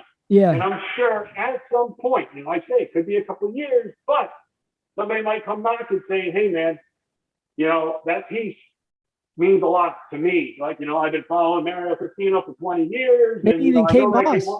Maybe they're even Kate Moss. And it's, if you Google Mario Casino, Kate Moss, like, the picture is everywhere on the internet. As soon as I saw it, I'm like, I know this picture. I'm like, I have to have it. Yep. And so I bid heavy on it. Some guy came down on top of me, and I just came over the top. Not today. Not today. Yeah, not today. No. And that's what I said to him. I said, not today, man. Like, I'm getting this piece. And it's like, I purposely flexed up so that this guy goes, oh, shit, man. Like, I don't think this guy cares about how much he's going to spend. But of course I did. But everything I do is strategic. Every single move I make is I assess risk. And that's what I'm talking about with SHIB.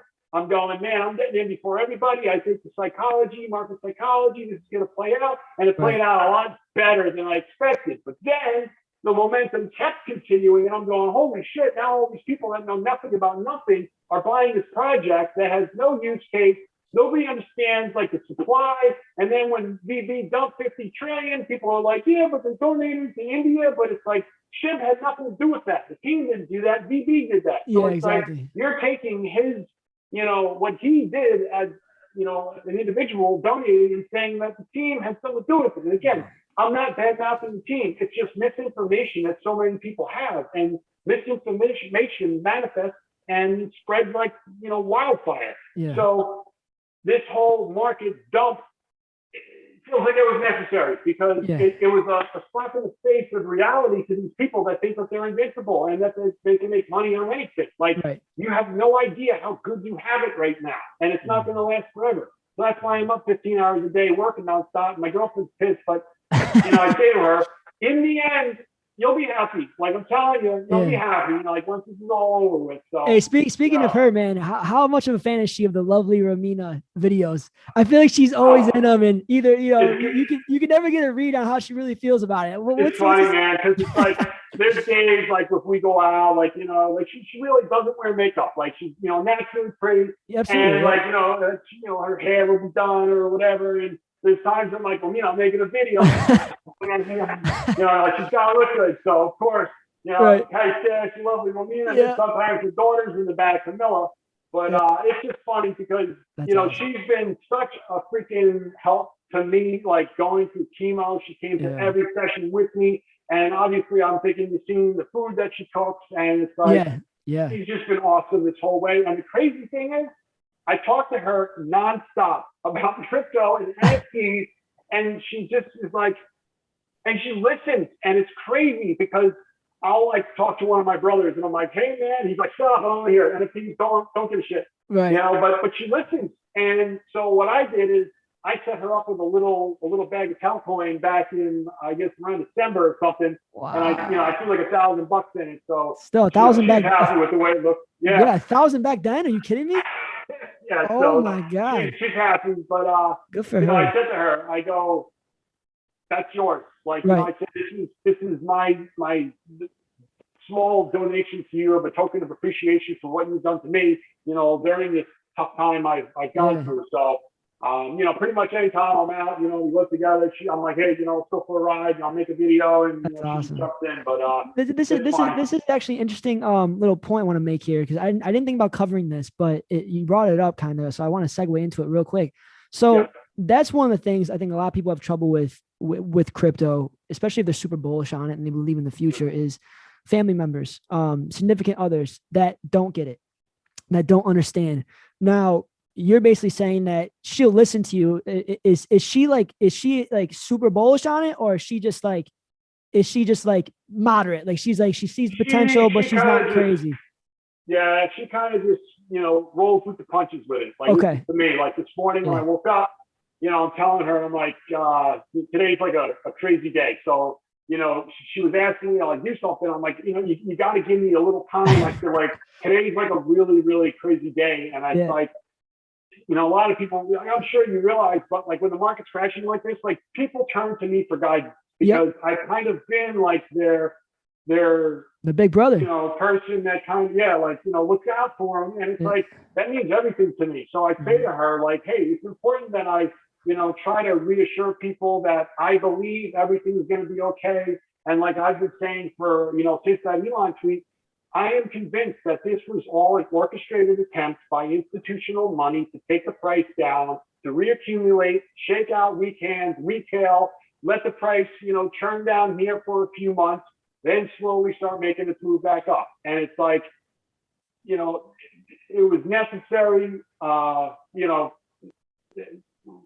I'm saying? Like, so. Yeah. Well, definitely tell her that we thank her for her patience, because seriously, bro, like everything that you do, I mean, it really does help the community out more than you know. And so I just hope, and I hope you continue to get more notoriety and everything like that, because you definitely deserve it, bro. You definitely deserve it. I appreciate that. I try to keep people informed, man. Like I try to keep a level head, because that's the thing. You say a lot of people, they're emotional. So when they see Bitcoin dropping like this, like you don't know what to do. And if you don't have experience, like you panic, and I completely get it. And that's why, I try to make these videos at these times where I'm saying, hey, take a deep breath, like, think about what's going on, like the whole process, the events of how they happen, just it's too perfect. And there was a guy that made the Wyckoff chart, and it's like it's perfect. And so it's like, this is like a painted picture Yep. of exactly this particular type of pattern. And I'm saying to myself, first off, every top's going to blow off top. You know, really, we've got this chart showing we're far from the top. Stock to flow model has us only halfway through. Ironically, Elon Musk, who was like the hero of crypto and Bitcoin, all of a sudden pulls this 180. The guy is absolutely a genius. Like, he's probably, you know, one of the most important people, like visionaries that the world has seen in I don't know how many years. He's building rocket ships, he's working with NASA, he's building cars that nobody's ever, you know, dreamed of having. And it's like, he knows everything about Bitcoin. Yeah. And for him to just all of a sudden one day flip the switch and do it in a fashion that he did, I'm going, something stinks here, man. And that was disappointing. That was very disappointing to be fair with you, because disappointing. Like, he pushes himself as a man of the people. It's disheartening, man. Like, I looked up to him, and it's like, he's a manipulator. Like, we know this, but it's like, man, now it's obvious though. Yeah, I mean, but like his posts about Tesla and like, you know, Tesla having value. Like, how do you tweet that about your own company? But he does it for a reason, and whatever his reasoning is, I don't know. I don't care. But I do know institutions have not had the opportunity to accumulate. Now they do. And it's like, I wouldn't doubt somebody says, man, Elon, you're the most you know, influential person in the entire crypto market. You know, how about we do this? And, you know, you say this, and then it allows us to do this. And it's like, you know, I'm not saying that's happening, but it really looks like there was some manipulative stuff that happened. And it's like, I'm convinced this is not the end of the bull market. Like, just nothing, in my opinion, makes sense. It's too short. You know, no blow off top. All the charts that indicate, like, you know, market cycles are showing that we're not there yet. And if you know, listen to my Telegram, I can't remember how long ago it was, maybe about 6 months back, but I did multiple videos or multiple voice notes of two scenarios I had that I believed Bitcoin was going to do. One was it was going to make a, you know, parabolic move and shoot up over 100,000, and then all of a sudden that's it. And then the second one was exactly what we're seeing now, where it makes a move up, and then there's an extended consolidation period, which is fantastic for altcoins, which I'm saying, as long as Bitcoin stays up above, you know, 30,000, I am completely content with that, because we will still technically be in a bull market if you scale out. And that's what gives that people the motivation to keep their money in the market. And so that allows these altcoins with these incredible use cases to continue to be able to grow during that time. So we may have bought an extra 8 months, 10 months of, you know, bull market time for people to discover Telcoin, to find out about Telcoin. So people are saying, hey, how high can it go?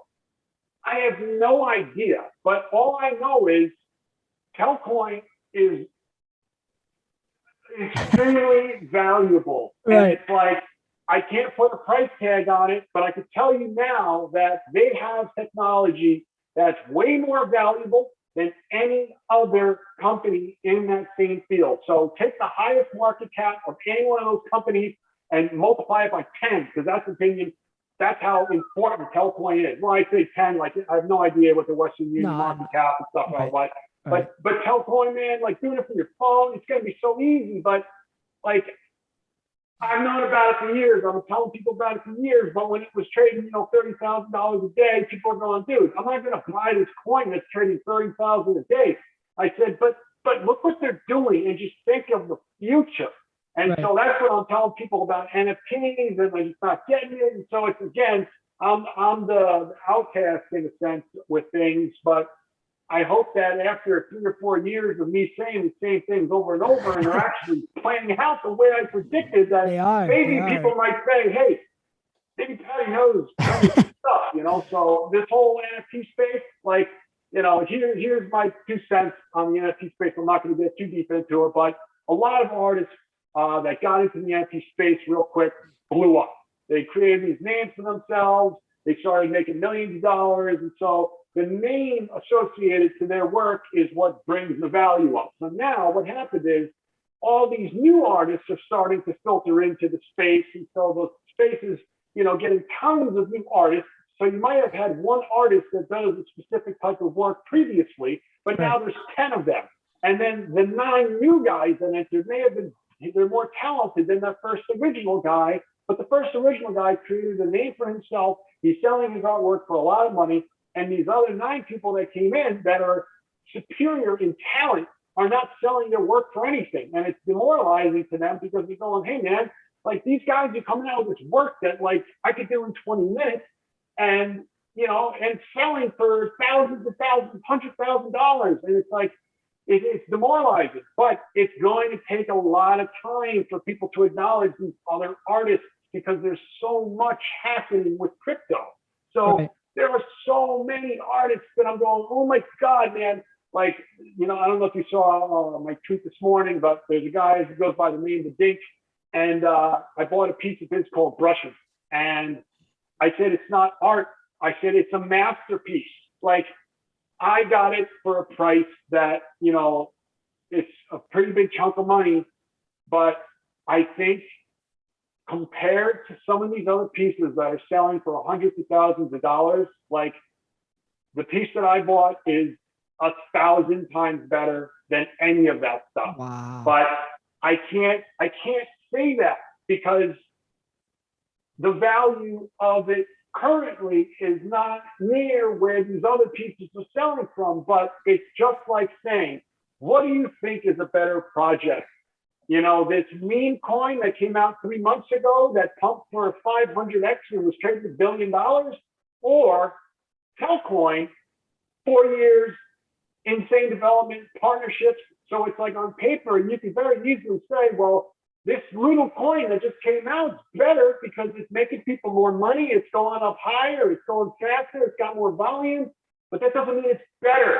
And that's the reality that people dealt with in 2018 when they owned these shit coins that all went to garbage. But, you know, the coins that I was talking about that took me a long time to figure out were worth something are now, I'm up 100x on almost every one of them. That's like, crazy. You know, Soul, Phantasma chain, you know, SOUL. I bought it at like 3 cents. It hit like 80 cents. Is that your favorite? And that's one of the questions I have. I don't mean to interrupt you, but is that one of your favorite NFT tokens, base tokens? That is right. Phantasma chain is my favorite. Yeah. Okay. Hands down, because Phantasma chain is a separate blockchain from Ethereum that was designed specifically for NFTs and gaming, and so. It's over 300 times faster than Ethereum. You know, transactions cost pennies on the dollar. Minting NFTs cost $1, $2. So 2 weeks ago, when gas prices were insane, you've got these NFT artists that charge $20,000 for a piece, but they're going, we're taking a week off because it costs $1,500 to mint an NFT. And it's like, what? So you're just saying like the whole world is going to stop because Ethereum is clogged up? Right. And it's like, at the same time, you could be using Phantasma chain and still paying $1 to mint an NFT, but the volume of users and everything on Phantasma is 1/1000th of what it is for Ethereum.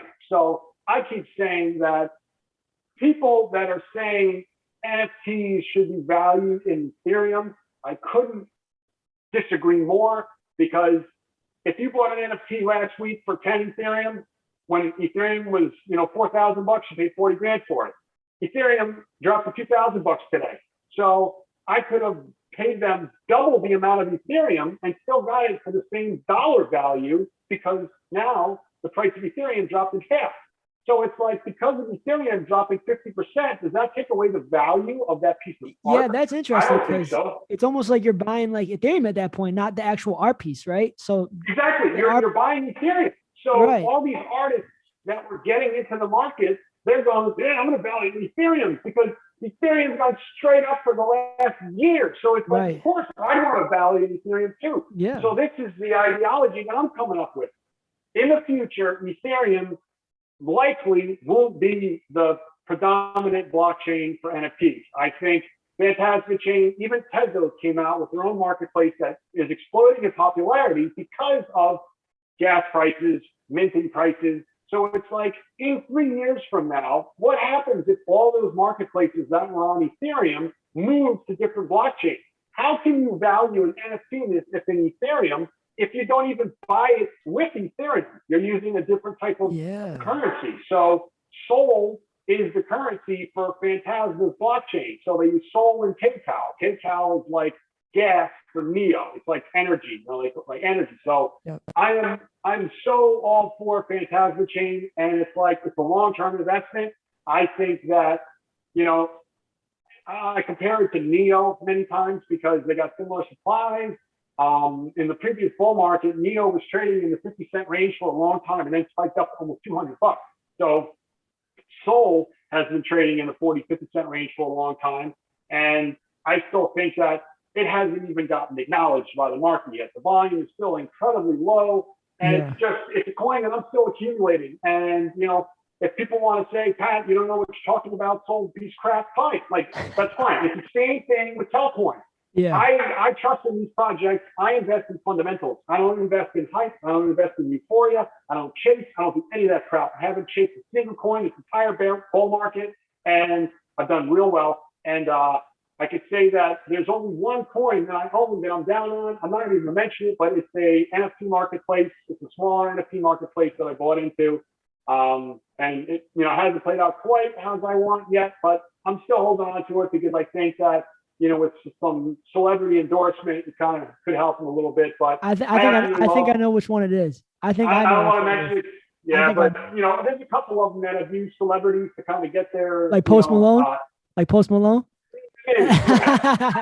Told you, man. I take in your content, bro. I don't play around. Yeah. So, but I'm saying I'm not saying it's a bad project, but that's one that I kind of got into on a whim, based off of what they were doing with celebrities and the celebrity hype. But it just they had a couple things go wrong at the wrong time, and it kind of affected them like that. So they didn't catch that fire that so many of these other projects did. But man, the NFT space, I'm so bullish on it.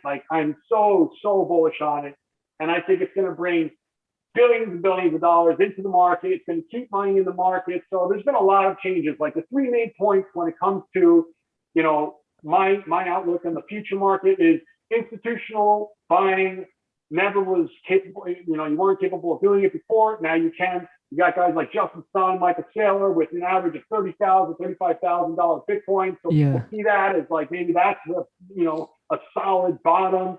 NFTs market, money going full circle with artists that are selling pieces that are now buying from other artists, keeping that money within the market. And then more importantly, use case for altcoins.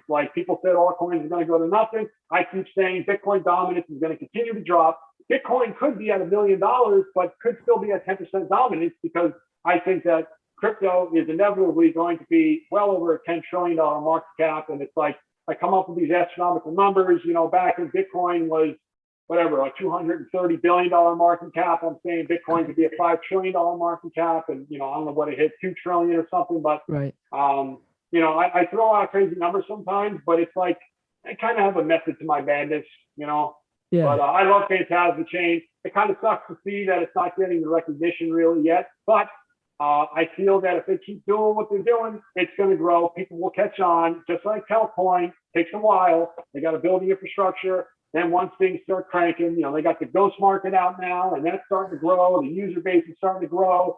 They're adding new functions to it. And so basically the main dilemma right now is everyone in the NFT space is essentially using Ethereum. So everyone relies on Ethereum. So if Ethereum screws up and sucks, everything in the NFT screws up, or the NFT space screws up and sucks. Just like that one day when gas prices were ridiculous, and just to send there from one wallet to another, it was like $200.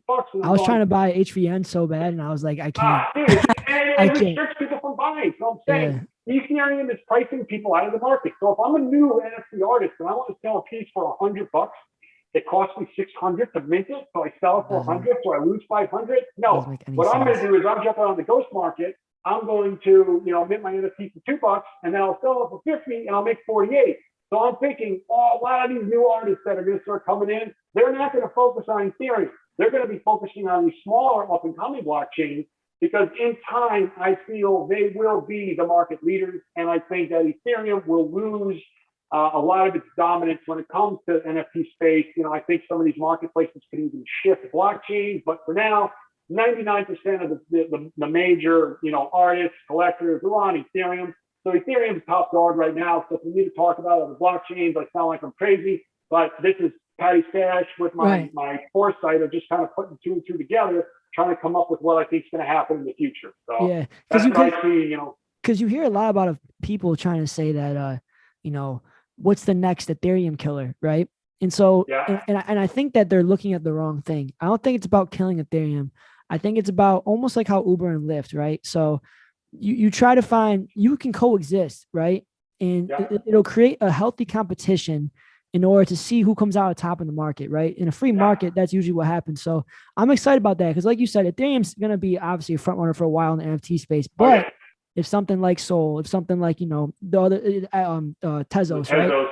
Right. Like if they really like make it attractive, like, Ethereum still could be the number one dog, but it doesn't mean that Tezos and Sol can't just still dominate and be beneficial to the marketplace.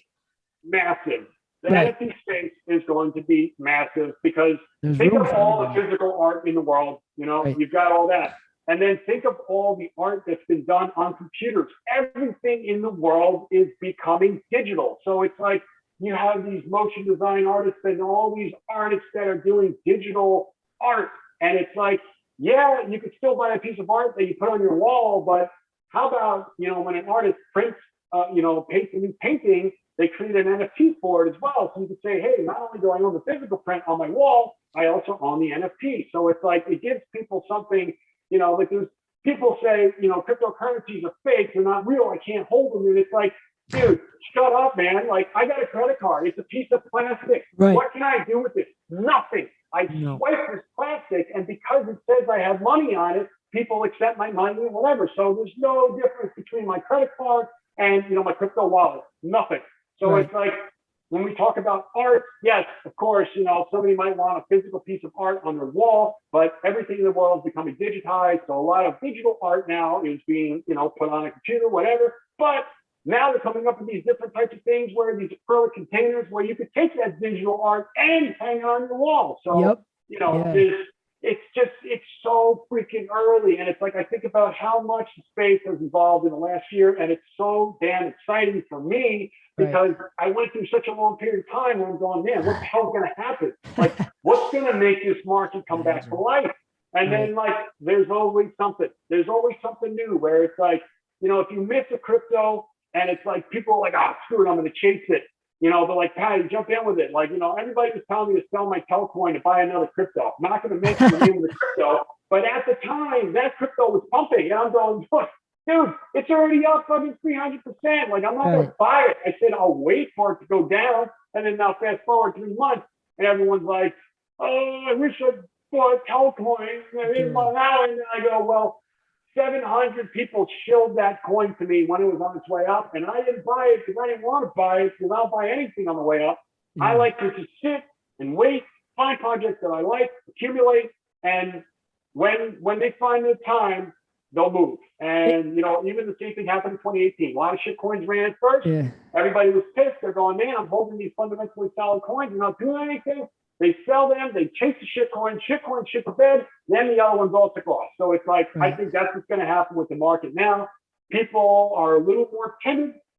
This market shakeup, kind of slap people around a little bit. And I think, what VB did was fantastic for the meme coin market because it kind of puts a little squash to that because a lot of them don't have utility. A lot of them are money grabs. You got, 50 different meme coins that have no utility that are just literally popping up one day after another as money grabs. So the market was too hot on that. And so I see VB as a hero because he crapped all over them and it's a reality check. And like I say, he only dumped 50 trillion. What's he going to do with the other 450? So there's that risk there. And when I say I assess risk, I'm going SHIB. Nope, I'll pass on that one. Right. But then Telcoin, okay, because they've got solid fundamentals. Yeah. And people buy into fundamentals. Smart people do. A lot of people chase crap. Let them chase it, whatever. They'll get burned. And then once they get burned, they go, okay, I'm going to be a little more conservative. I'm going to look for a little more, coins with better fundamentals, things like that. And then that's when they start to move. When they start to move, more volume comes in. When more volume comes in, the price goes up, more people talk about it. And then that's what leads to that parabolic curve where Telcoin could very easily be traded in 3, 4, 5 cent range for a little bit, and then do another 10x spike up to 50 cents. And if this market cycle extends to the end of 2022, or at the end of 2021 or mid 2022, we have another year for Telcoin to grow. So it could go sideways for 3 months, and then we establish a new base at 50 cents, and then all of a sudden, boom, 10x, and now we're at $5. And it's like, it's possible. I know. XRP did it. Why can't Telcoin do it? And that's it. They have a similar supply. You know what I mean? And if XRP can do that during a freaking SEC case, I mean, something like Telcoin, like you said, compliance, they're doing all the right things. And the Nebraska bill that's going to eventually be passed, the second vote went over in 10 seconds. I mean, it's going to go to the governor's desk. And it's like the liquidity is a major problem. I'm sure there are big players that are starting to familiarize themselves with it. But of course, it's still like, if you were talking to an investment banker or somebody and you talk about Telcoin, trying to sell them on it, like they probably laugh in your face. But same thing like people did with Bitcoin years ago. And now all of a sudden, Goldman Sachs is saying we're never going to touch Bitcoin, and then the price tanks. And then all of a sudden we find out, they bought, whatever it was, $4.5 billion worth of Bitcoin, and they set up a trading desk. This was a couple of years ago. Goldman Sachs, and then Jamie Dimon, the CEO of JP Morgan, saying the same thing. So it's pure manipulation by the big dogs. And I am convinced that what we're seeing right now in the market is the biggest, best bear trap ever set. And it's called a bear trap because it's supposed to entice people. And that's exactly what it did. Worked like a charm. People panic sold, institutional money, they're buying. I still think that, I'm looking right now, I don't even know if it's actual price or not, but about 37,000 or something. Like, it could very easily come back down to 30,000, make a double bottom and trade sideways there for a while. But as long as it stays, over 30,000 or makes a higher low, I'm fine with that, because that will kind of show a continuation of the bull market. Like, nothing goes up forever. No. Everybody knows that. And they don't though. They don't know that though. The new people don't know. You're right, man. You're right. You know what? I'm gonna post a chart today where I can almost draw it. I got a pen. Yeah, this is kind of funny. So I'm gonna draw this little graph right here.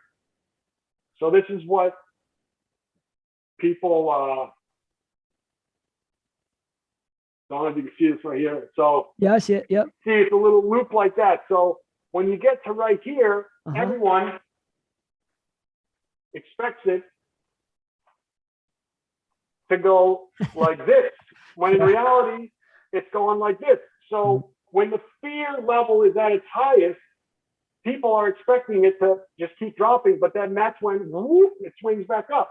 So we're kind of in this phase right here, I think, where people were expecting this. It made this nice round bottom, but then it made a quick drop, and I think we're going to start coming back up. But I say it's going to take time. But nobody knows where the top is, and everyone's asking me for predictions of this and that. And it's like I can't tell you a prediction because it all depends on how long the Bitcoin cycle goes, and there's so many factors that come into play. But the longer the Bitcoin cycle extends, the better I think it will be for Telcoin, because it'll give more people time to understand what they're really doing and grasp the concept of it, and really formulate an opinion of their own, saying, man, this new technology is pretty cool. It works better than anything. A lot of people don't know about it yet. And it's like, even though Bitcoin or Telcoin's been pumping, like I'm seeing people saying, hey, I just found this today. And I'm thinking like, where have you been, man? There'll be people in a year from now going, I just discovered this today. And it's like, I realize, man, we're so, like, everyone always says it. We're so early. We're so early. People have been saying it for 10 years. But, like, with Telcoin, we are so early. They only have a couple of corridors open. Like, they haven't done anything yet. I talk about how MMA was legal in one state back in the day, in Vegas, Las Vegas. And then it became 2 states, then 3 states. And then all of a sudden, every state was legal except for New York. And then finally, it was legal in New York. So now here, we got Wyoming. Now we're working on Nebraska. And then whatever, Texas, all these other states. And as these other states start adopting these same policies where it's like they're more accepting of cryptocurrency, that's how the domino effect starts. And there's a great video of a guy with a little domino about this big that he knocks it down and it hits a bigger domino, and then the biggest domino is like this big, you know, and it just shows that once that domino effect starts, it just keeps toppling the dominoes. And that's why I had that pinned tweet from January 13th or whatever. Yeah. And it couldn't have played any better. And it's like, if you look at that chart, the price of Telcoin right around there is, I think, just under 1 sat. So it's like, man, I saw this coming a mile away. And if you try to tell me technical analysis doesn't work, you can kiss my ass, because I've been using it for years and years and years. And that pinned tweet is a perfect textbook definition of how well technical analysis works if you know what you're looking for. And that is the perfect domino effect, and it played out perfect, and it's still playing out perfect. Speaking of your technical analysis, so like I said, I've been in the crypto space for about a year. I recently, like in March, I started my trade bag, right? And I just do spot trades. Like, I'm staying away from leveraging personally. Yeah, don't even mess with it. Yeah, and that's what I tell all the other people too, because I'm like, dude, like, you hear about experience. For me. Right. And you're an experienced trader too. And I've heard experienced traders on Twitter I see all the time, they themselves get liquidated sometimes, you know? So it's just like, it's just like, dude. You know what's gonna happen, man. Right, exactly. So my question is this though, because as a novice crypto person, or even a trader, you could say, right, too, I noticed that you talk a lot of times in sets, right? So you always seem to be charting the BTC chart, right? Now, couple questions for you. Why is that? Is it because a Bitcoin still runs the show in a sense, and we're trading off of Bitcoin? And what's the difference between that and USDT pairings to make a decision, right? Because most people, let's be honest, they're buying these cryptos with USDT or USD, right? Not with Bitcoin. So I just want to kind of ask you that question. Like, what's the reason? So a lot of people, I don't know if they understand this about the whole compounding nature of the trading pair that you use to purchase the cryptocurrency that you use. So, for example, say Telcoin is trading at $1, okay? And you buy Telcoin at $1. And at the time Telcoin is trading at $1, Bitcoin is at 10,000, okay? So now let's fast forward a year. Telcoin, for whatever reason, remained at $1, but Bitcoin went from 10,000 to 50,000. So it went up 400%. So now that Telcoin that you own, even though it didn't go up, it gained 400% in value because the price of Bitcoin raised everything up. So if you make 10x, so if Bitcoin goes from 3,000 to 30,000, and in that same time, you own an altcoin that goes from $1 to $10, you didn't make 10 times on each. You made 100 times your money, because you made 10 times your money on the altcoin, and then Bitcoin went up 10 times as well. So those compound themselves. So your overall gains are 100x. So that's why in a bull market, things go up so fast and so crazy. And the way that I discovered this was back in 2017. I remember one night I bought 3 altcoins.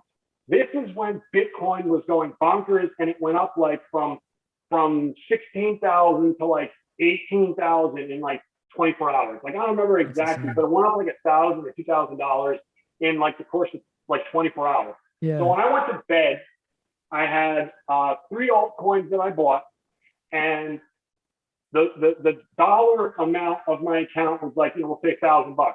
When I woke up in the morning, I'm looking at my account, and my fiat value was over 1,000.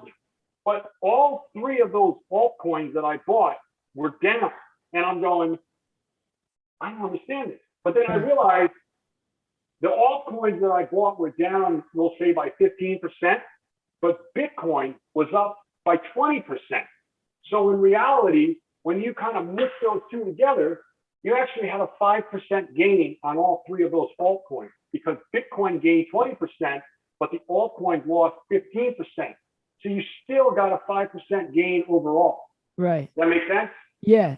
So even though I lost money on my altcoins, because the price of Bitcoin went up more than the value that they lost, I still made money. Now, another perfect example of this is the screenshot I took this morning of Telcoin, where Telcoin at the time was down I think it was like 45%. It hit below a penny on KuCoin. So the value of Telcoin slash BTC was down, 45%, but then Bitcoin was down 20%. So when you looked at the Tel slash USDT value, it was down 65%. Right. So what you essentially do is you add the amount that your altcoin's down, and if Bitcoin's down as well, you add them together, and then that's how you come up with the percentage of what the USDT pair is down. Wow. So Okay. it's tricky, it's complicated. A lot of people don't even realize this. So I have been, every time I've sold an altcoin recently, I've been selling it to Ethereum because I felt like Ethereum is just going to keep going higher instead of selling it to Bitcoin. Then once Ethereum hit like 4,000, I started then converting my alts into Bitcoin because I was hedging myself thinking that Bitcoin's consolidated for a few months. I think Bitcoin's going to make a pump. I wasn't expecting Bitcoin to crap the bed like this, but it did. So now I have to readjust and, set myself up for what I have to do next. But so many people don't realize that it's compounding itself. So if the price of Bitcoin goes up by 10x and you have an altcoin that remains stable, your fiat value of that altcoin is 10 times higher. It's crazy, man. So I think I'm finally following you completely. So basically, when you take your profits, you're basically, so let's say you buy Tel, right? And you want, and you sell Tel, the BTC pairing, you obviously get BTC back, correct? So that's what you're saying. So when that makes that move, your Tel actually ends up being worth more because so if Telcoin's going up 20% and if Bitcoin goes up 20%, you get the value of both of them going up. Wow. So if Telcoin goes up 20%, it'll say, Tel slash BTC plus 20%. But if Bitcoin is down 20%, Bitcoin's negative 20%, then you look at the USD value, it'll be zero because Bitcoin's down 20%, Telcoin's up 20%, and then they even themselves out. So when you look at the Tel slash BTC plus 20%, but if Telcoin itself is down 20%, then if you look at what the value of Tel slash USDT is, it'll be even because they essentially even themselves out.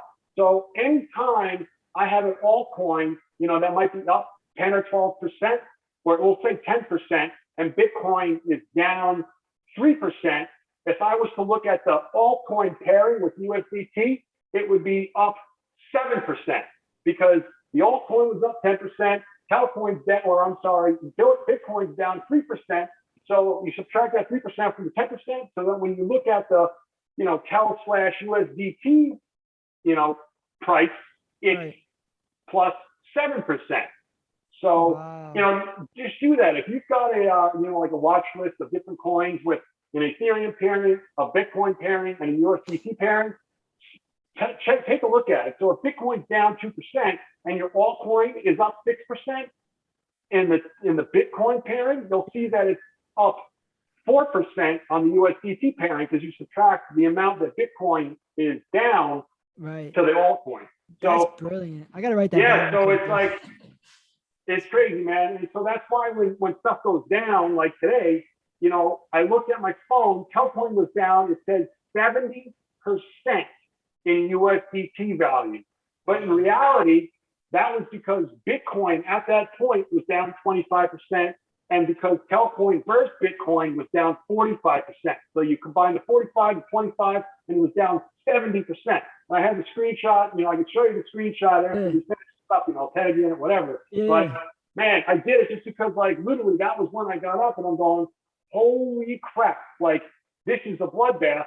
And then that's when I'm going, I got to start buying. I tried to, and like, I couldn't use Uniswap. I couldn't get on KuCoin. It's like, I don't use Binance. I mean, I'm in America, and it's like, I know they said the whole.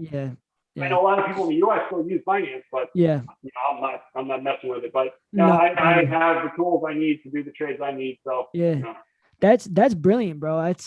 That's a big gem right there because I don't think people realize that. Like, I think people just, especially new people, when they have the USDT. No, they have no idea. Just like a lot of people didn't know you could buy cryptocurrencies for less than 1 Satoshi because you've got smaller trading pairs that are, so 1 Satoshi is a point 7 zeros and a 1, or wait, 6 zeros and a 1. But anyway, but so, Bitcoin is, 40,000, we'll say, and, Litecoin is, $400.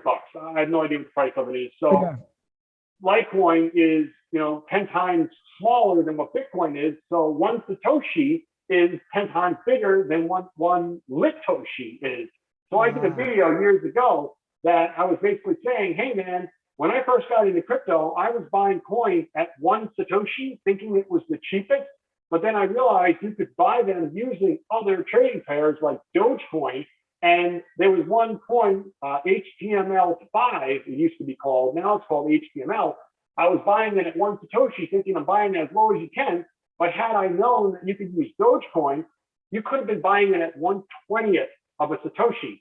So if you're buying it at 1/20th of a Satoshi, and then it goes to one Satoshi, then the price goes from one Satoshi to two Satoshi, you're not making 100% return. You're making 2,000% because you bought it at 1/20th of a Satoshi. So then when it goes from 1/20th to 1, that's a 20x increase.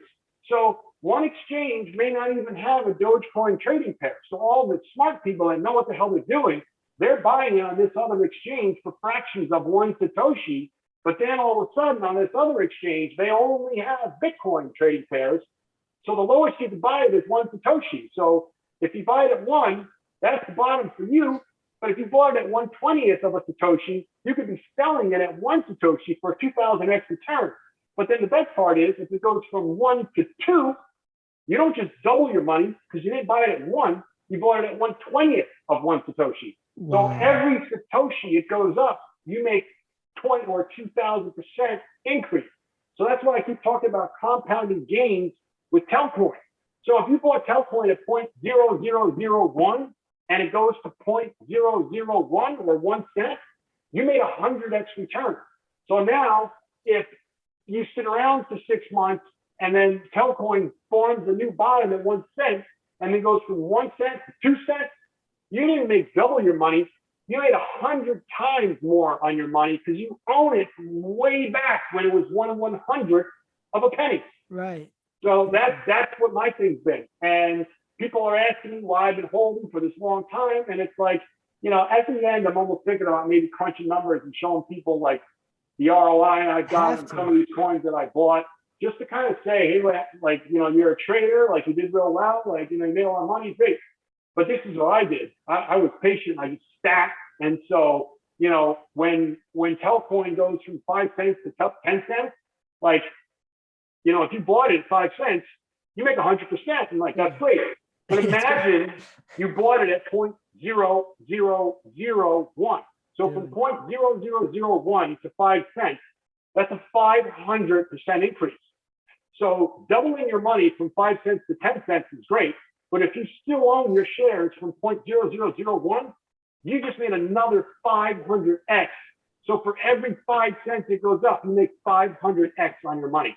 Yeah, and it's crazy. It's wild. And then the crazy thing about that is, we'll say Telcoin goes up 500x, Bitcoin's at 30,000. Then all of a sudden Bitcoin goes from 30,000 to 60,000. That 500x becomes 1,000x because Bitcoin doubled as well. Wow. Yeah, it's all compounding gains, man. Like I'm a total math nerd, and it's like I punch numbers all day, every day.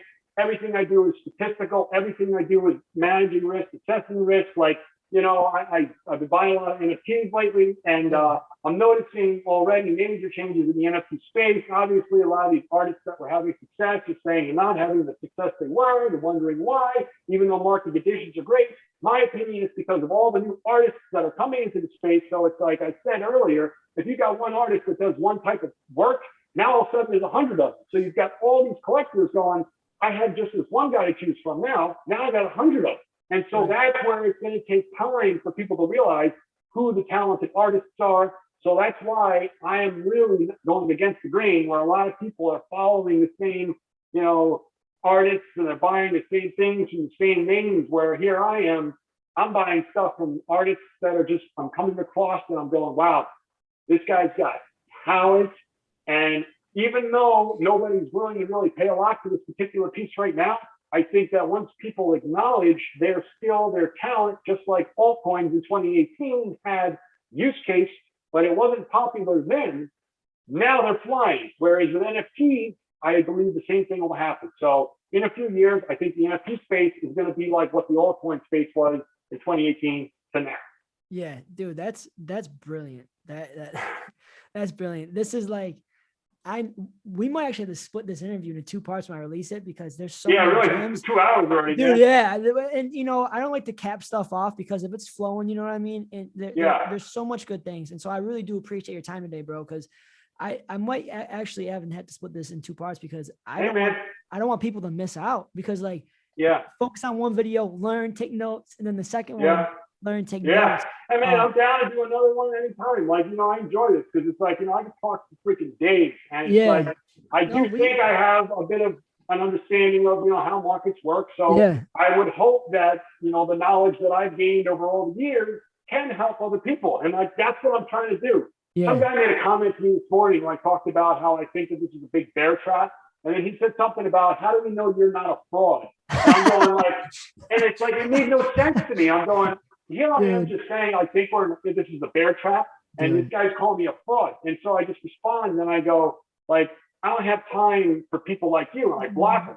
That's just right. That's just like someone asking you how I get USDT or USDC. It's like, dude, just I don't know what the hell he was doing, but it's like, to me, like, dude, you're wasting my time, like, and I know you're coming off passive aggressive, and it's like, I just don't want to deal with it, so I block you.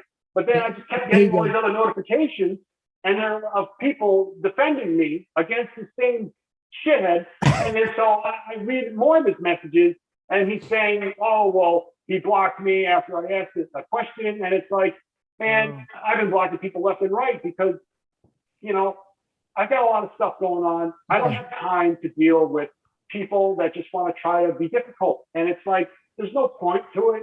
So I just block you, and I focus on what I have to do. And there's a lot of really great people that appreciate what I'm trying to do. And they see that for years now, I'm not looking to make money or profit off people. I'm not shilling shit coins so that they buy it. This whole thing with SHIB, I was so hesitant of even talking about it for a long time, because I didn't want people to think I'm shilling shit coins. But you know what I said? Hey, listen, I am out of SHIB now. I'm not buying it anymore. And they went for another fucking 300x. You were very nobody can be mad at me for that, you know?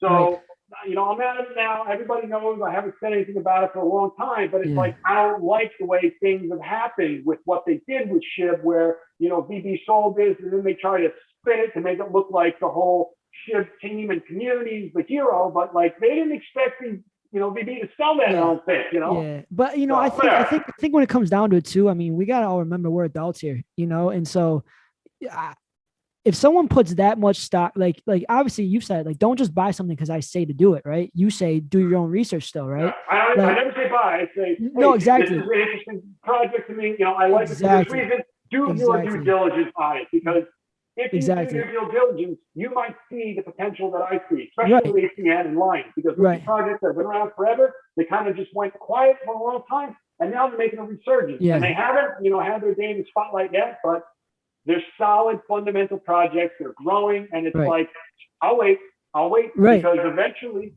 people will start discovering it.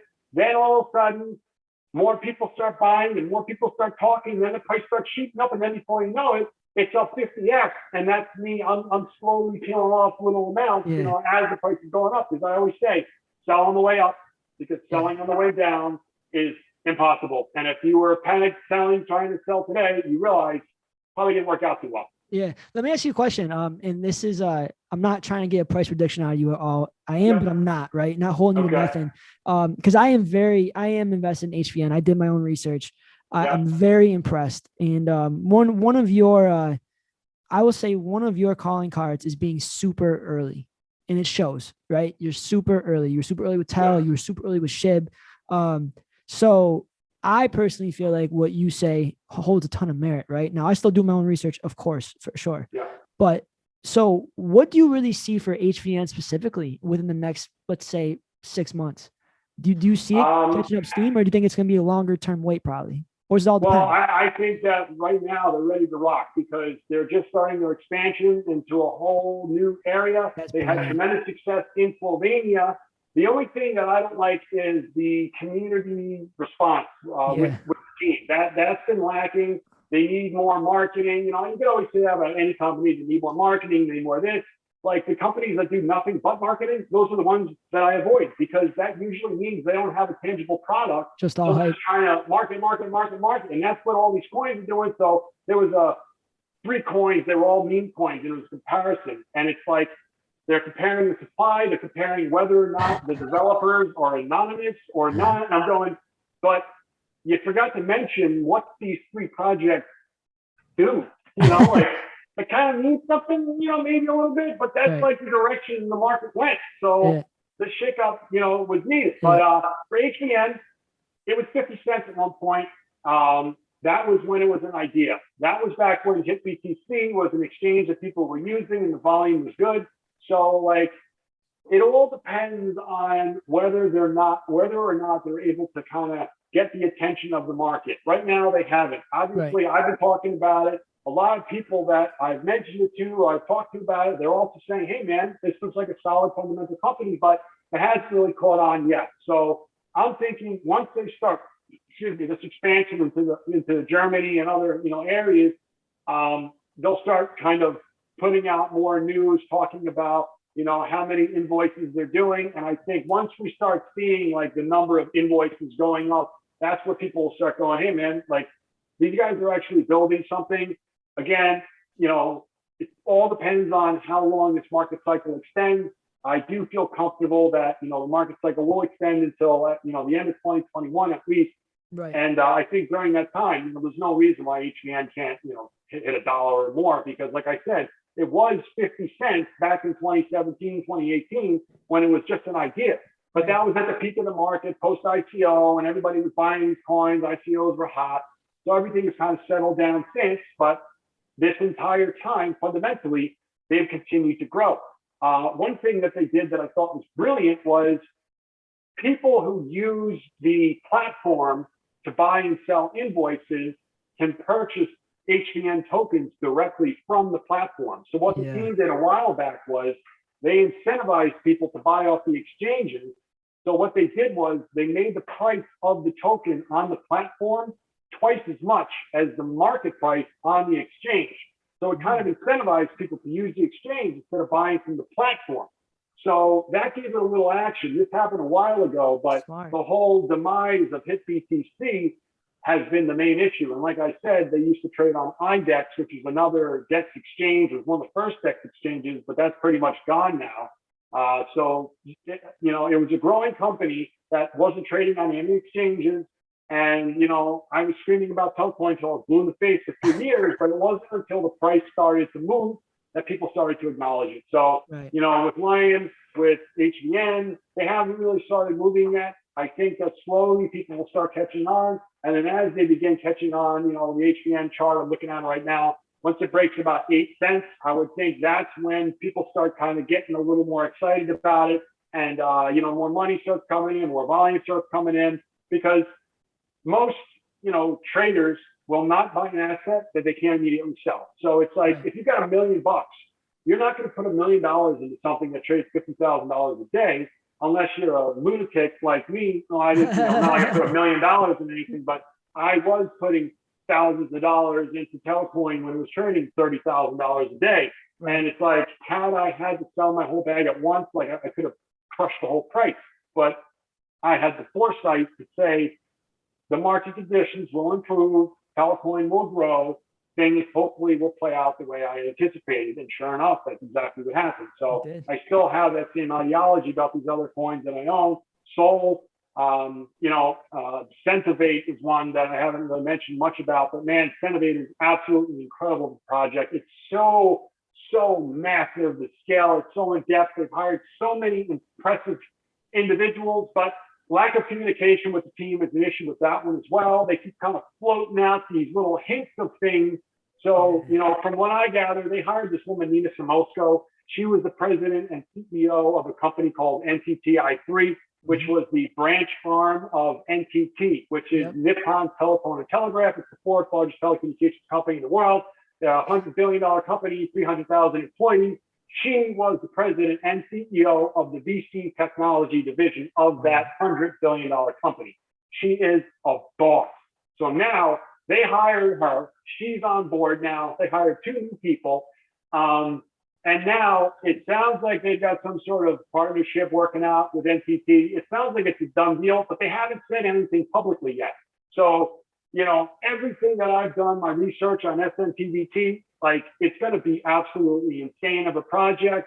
They haven't said anything yet. They haven't formally released anything. So if people are doing their due diligence on the project, that's why it's going higher. That's why it's moving up, because I think people see the potential in it and they realize the scale of it. The scale of Centivate is way, way bigger than Telcoin. Because Telcoin is international remittances and things like that. Obviously, they can use it for other things. But Centivate, they're building like a hybrid decentralized web that basically can be applied to any company in the world and can save any company in the world money. So it's like Centivate on a scale is absolutely massive. And I think in the next few months, people are going to see what I'm talking about. But they've got 2 swaps coming up where they're going to be swapping to the finance chain, and then they're going to be switching from Centivate to VIAT. And the crazy thing is, they've had this all planned since 2019. And how do I know? Because when I talked to the CEO, Tom Marchi, back in March of 2019, the guy's a genius. He's a savant, I say, in so many ways, because he speaks in a way that's like difficult to understand what he means, but then all of a sudden everything makes sense. And he sold me on the company himself. Like, he is a genius. He's so brilliant. Like, you know, I've had a lot of frustration toward the company because of the lack of follow through. And, you know, I'm always bickering with people, like the Telcoin, man. People in the Telcoin community hated me. Like, the admins, like, you know, I've been kicked out of the Telcoin Telegram a dozen times over the last, 3 years. Main reason was because I was calling them out on dilution, and they, you know, kind of denied it. And then the team did a whole 180, and they, you know, 10 guys left, and now they were down to 10 team members or 8 team members. Now they're above 25, and like the new team, and they're hungry, they're killing it. But the old team, I didn't care for them all that much. You know, not as much as the new team. So I'm happy Telcoin 2.0 took over, but people that know me from back in the day, a lot of people didn't like me because I would speak the truth. And I was saying, yo, these guys are dumping in the open market and it's killing the price. And everyone's saying, you don't know that, you can't prove that. And I go, I know I can't prove it, but I know from experience, man. I worked at a hedge fund. We diluted markets. I see what happens. And I go, this is picturesque of exactly what dilution looks like. And then finally they came out with it and we said that they were doing it. And everybody's like, dude, like a year and a half later, like, Paddy, you were right about that. But everybody hated me at the time, especially the admins that didn't like the tough questions that I was asking. So they would just kick me out of the Telegram group. Yeah, dude, that happened with me on, are you familiar with Veracity, VRA? Yep. Dude, I'm very bullish on them. They've really bullish, but there was some issue with staking, and they had made some announcement that made people think that like people wouldn't be able to access their staking wallets. You're good. Yeah. And no, you're fine. And I asked them that question. Like, I copied and pasted a tweet in their Telegram and was like, hey, like, someone's a little worried about this. And all of a sudden, I'm like, I can't get back into Telegram. I'm like, they freaking kicked me out. I'm like, I'll just ask them. I'm shilling VR. When I say shill, I'm like, you know, I'm talking positive. Yeah, but I use shill. I use shill because I just, you know, whatever. But I tell everyone I can about VR. Right? Like, dude, check it out. Do some research, you know. And then all of a sudden, it's slap in the face. Yeah, but I mean, it's all good though. Like, it's all good. Like, you know, at the end of the day, as long as they succeed, and quite frankly, you know, my investment turns out well. I like VRA. I followed it for a long, long time. There's a guy, Moose. I don't know if you know Crypto Moose or Moose, but you know, Canadian guy. Yeah. Super cool. He's a big VRA guy, and he and I knew about it years ago. You know, he stayed in. I think he's still in it. He's still a big promoter or proponent of it. Yeah. But it's a project that I have followed and I do know a little bit about, and it is a project that I like. I don't own any, but you know, there's nothing that I could say bad about it. We gotta get Paddy Stash in the VRA train, bro. Come on, be part of the VRA family, bro. Yeah, man. I've been stubborn. Everybody's showing these different coins to me, and I'm like, I feel like I'm like my dad. I'm like, I'm stuck in my own ways. I said, if it ain't broke, don't fix it. So what I've been doing is working, so I'm sticking with the same thing, and I'll continue to do so. But every once in a while, if another coin comes around that I like, maybe I'll buy it. But at this point, this far into the market, I say this far into the market, who really knows? But I'm happy with what I have for now. Absolutely. I'm enjoying myself right now.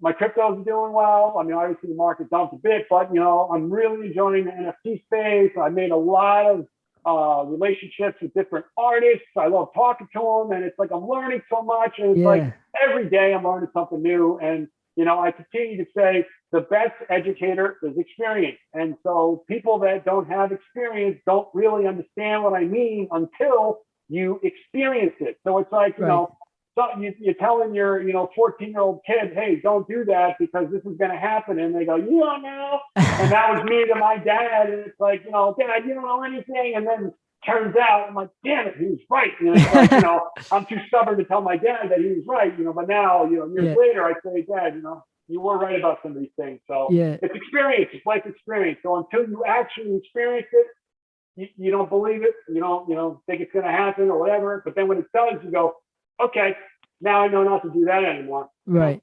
Exactly. All right. So we're coming up on a bunch of time. So I got one more question. I got one more question for you, bro. Okay. All right. This is the last one. So a lot of people are getting the crypto, right? They have shiny object syndrome, right? They think that I gotta have this coin. Next thing you know, they got $500 spread amongst 30 different coins, which is complete overexposure. Okay. If you were a new crypto investor, okay, and didn't have the knowledge you did, okay, and you had $1,000 to start for an initial investment, or maybe even 500, how many altcoins or how many projects, okay, because maybe you want to do BTC, which I don't understand why people want to do that when they have $500, but to each their own. How many projects would you do? How would you diversify it in 30 seconds? Okay, so, me personally, when I got into crypto, I kind of owned a shitload of coins, and then I lost track of what I was doing. There were so many coins, I didn't know what I was doing. So I just continued to narrow my focus.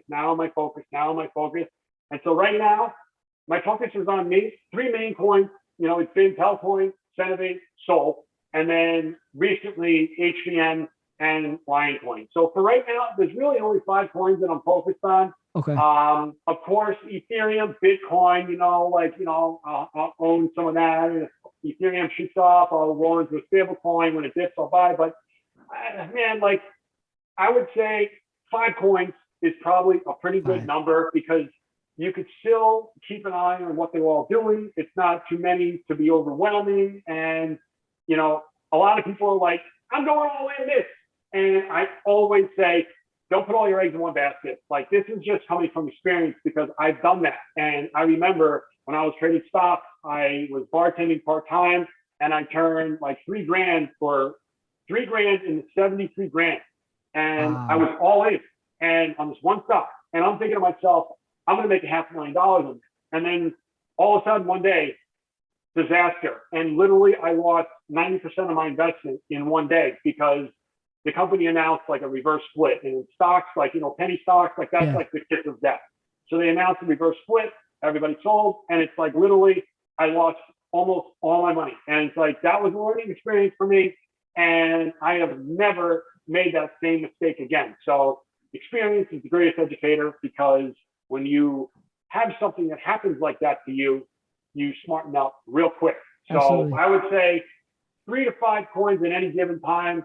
Any more than that, I think it's too much because you can't really follow what's going on with all those projects. I mean, if you want to hold Bitcoin, Ethereum, and Litecoin, and then have 5 other altcoins, fine, because those are some of the major coins, and they don't have the volatility quite like the smaller cap altcoins. But we're talking about altcoins. I would say probably 5 is a pretty comfortable number. I agree with that because there's some people that because we have this Telegram group, right? And a lot of people are new investors in there, and they'll come in there and say, yeah, I just spent my only $500 on Bitcoin, and I'm just like, I get it, right? I get it, but I'm like, bro, you have so much more purchasing power with something like a with something like a VRA or HBN. And so I walk a thin line with that, because I'm not trying to offend anybody. It is your hard-earned money, and I'm not financial advice, right? Like, you do what you want to do, but it just pains me when I see people do that. I'm like, bro, if you only got about $500 to $1,000, like, don't put it in Bitcoin. Just don't do it. But then again, if you think about it, if somebody had $1,000 and they put it in Ethereum back when it was $90, like, that paid off pretty well. Then, but I'm talking about like right now, like in the cycle that we're in. Right now, Bitcoin is at, like I say, 38,000 right now. So if you put $500 in and Bitcoin goes to 80,000, like, you only just over double your money. Like, was that worth it? That's why I say assessing the risk. Whereas, you buy an altcoin that it is more volatile, but risk versus reward. And that's what I did with SHIB. I said to myself, I'm willing to put this amount of money into this project. And if I lose it, it's okay. But if it goes higher, it'll be all worth it. And with SHIB, it worked out perfect. But like I said, I sold a little too soon. But, I knew it was a risk. I didn't put a whole lot in. And, I actually bought a little more than I thought. I realized when I looked at my account, I'm like, oh shit, I bought a lot. But it's you need to assess risk. You need to say to yourself, if I put $500 in this and, it drops 20%, I'm down to 400. And how high could it potentially go? So am I willing to risk losing $100 to potentially make 1,000? Like, to me, it's kind of worth it. So I'll say, screw it. I'll put $500 in. If I go wrong, I lost $100. But if I hit it, I make, 2 times my money, 3 times my money. And to me, that'd be worth it. So it's kind of assessing risk. And I do it with everything. With NFTs, with, some of these artists, they'll hit me up now and they're saying, hey man, like, I have this piece of art. I see that you bought this and you might want this. And to me, that's immediately with this, like, I could negotiate the hell out of you and crush you if I wanted to. But I never do that, just because I respect all these artists, because they're putting their time and effort into their work. And it's like, I'm not an artist, so I can't say anything bad about anybody, whatever. But, I guess that's kind of it, man. No, absolutely. I'm losing my train of thought now. No, you're good, dude. We'll definitely, we can end it here for sure. But I just want to, first say thank you so much, dude, for taking the time and speaking with us, man. People are going to benefit from this a lot. And obviously, I'm telling people, join your Telegram. Tell some people where they can follow you. Give them your Twitter, your Telegram, all that. Well, my Twitter is Paddy _Stash. I had an old account, but I got suspended back in September, right? It's a freaking height of the market. I had like 18,000 followers, so I started over. But I got a Telegram channel as well. It's T Paddy Picks, PADDYS PICKS. Perfect. And that's just kind of my Telegram, where it's a private Telegram. Nobody can post in it. It's where I just kind of post my own notes, my thoughts, voice notes, what I think's going on in the market, and just, things like that. Ton of gems, dude. If go back, man. I always say go back and listen to some of the stuff I said in 2018, and it's like, it's freaking scary, because these predictions that I made, like, some of them played out like almost perfect, and it's like, I'm going to go back, I'm going to find out, I'm going to pull these posts, and I'm going to put a compilation of saying, hey man, put it on your YouTube. Stuff I said in 2018. This is 2021, and this is what's going on. Look at what I said. Look at what happened. And so, obviously, I'd like to try to build somewhat of a reputation for myself, because at some point, if I do something and try to make money doing what I'm doing, I want people to believe that I'm doing what I do out of, passion, but out of, to help people. Yeah, like, absolutely. I'm not somebody that's going to say, man, this coin's up 500%. When they say, Paddy, should I buy it? Yeah, buy it. Tell your friends to buy it, because, I'm trying to sell it. And it's like, that to me, it makes me sick. And it's like, I even made a couple comments recently about the big name accounts shilling some of these coins after they're up like 500x. And I'm going, man, like, they could go higher, but assess the risk, man. Like, it's not worth it, you know, like you're putting people at risk, and it's like, I wouldn't do that, you know? So it's like, I'm trying to do the right thing, and I'm just going to keep doing what I'm doing, and loving it. Yeah, no, I mean, I think you definitely solidified yourself in the space as someone that's transparent and trustworthy. So I think if for whatever reason in the future, if, you know, you want to make a course or a Patreon, I think you would crush it on Patreon. I don't know if you're familiar with Patreons.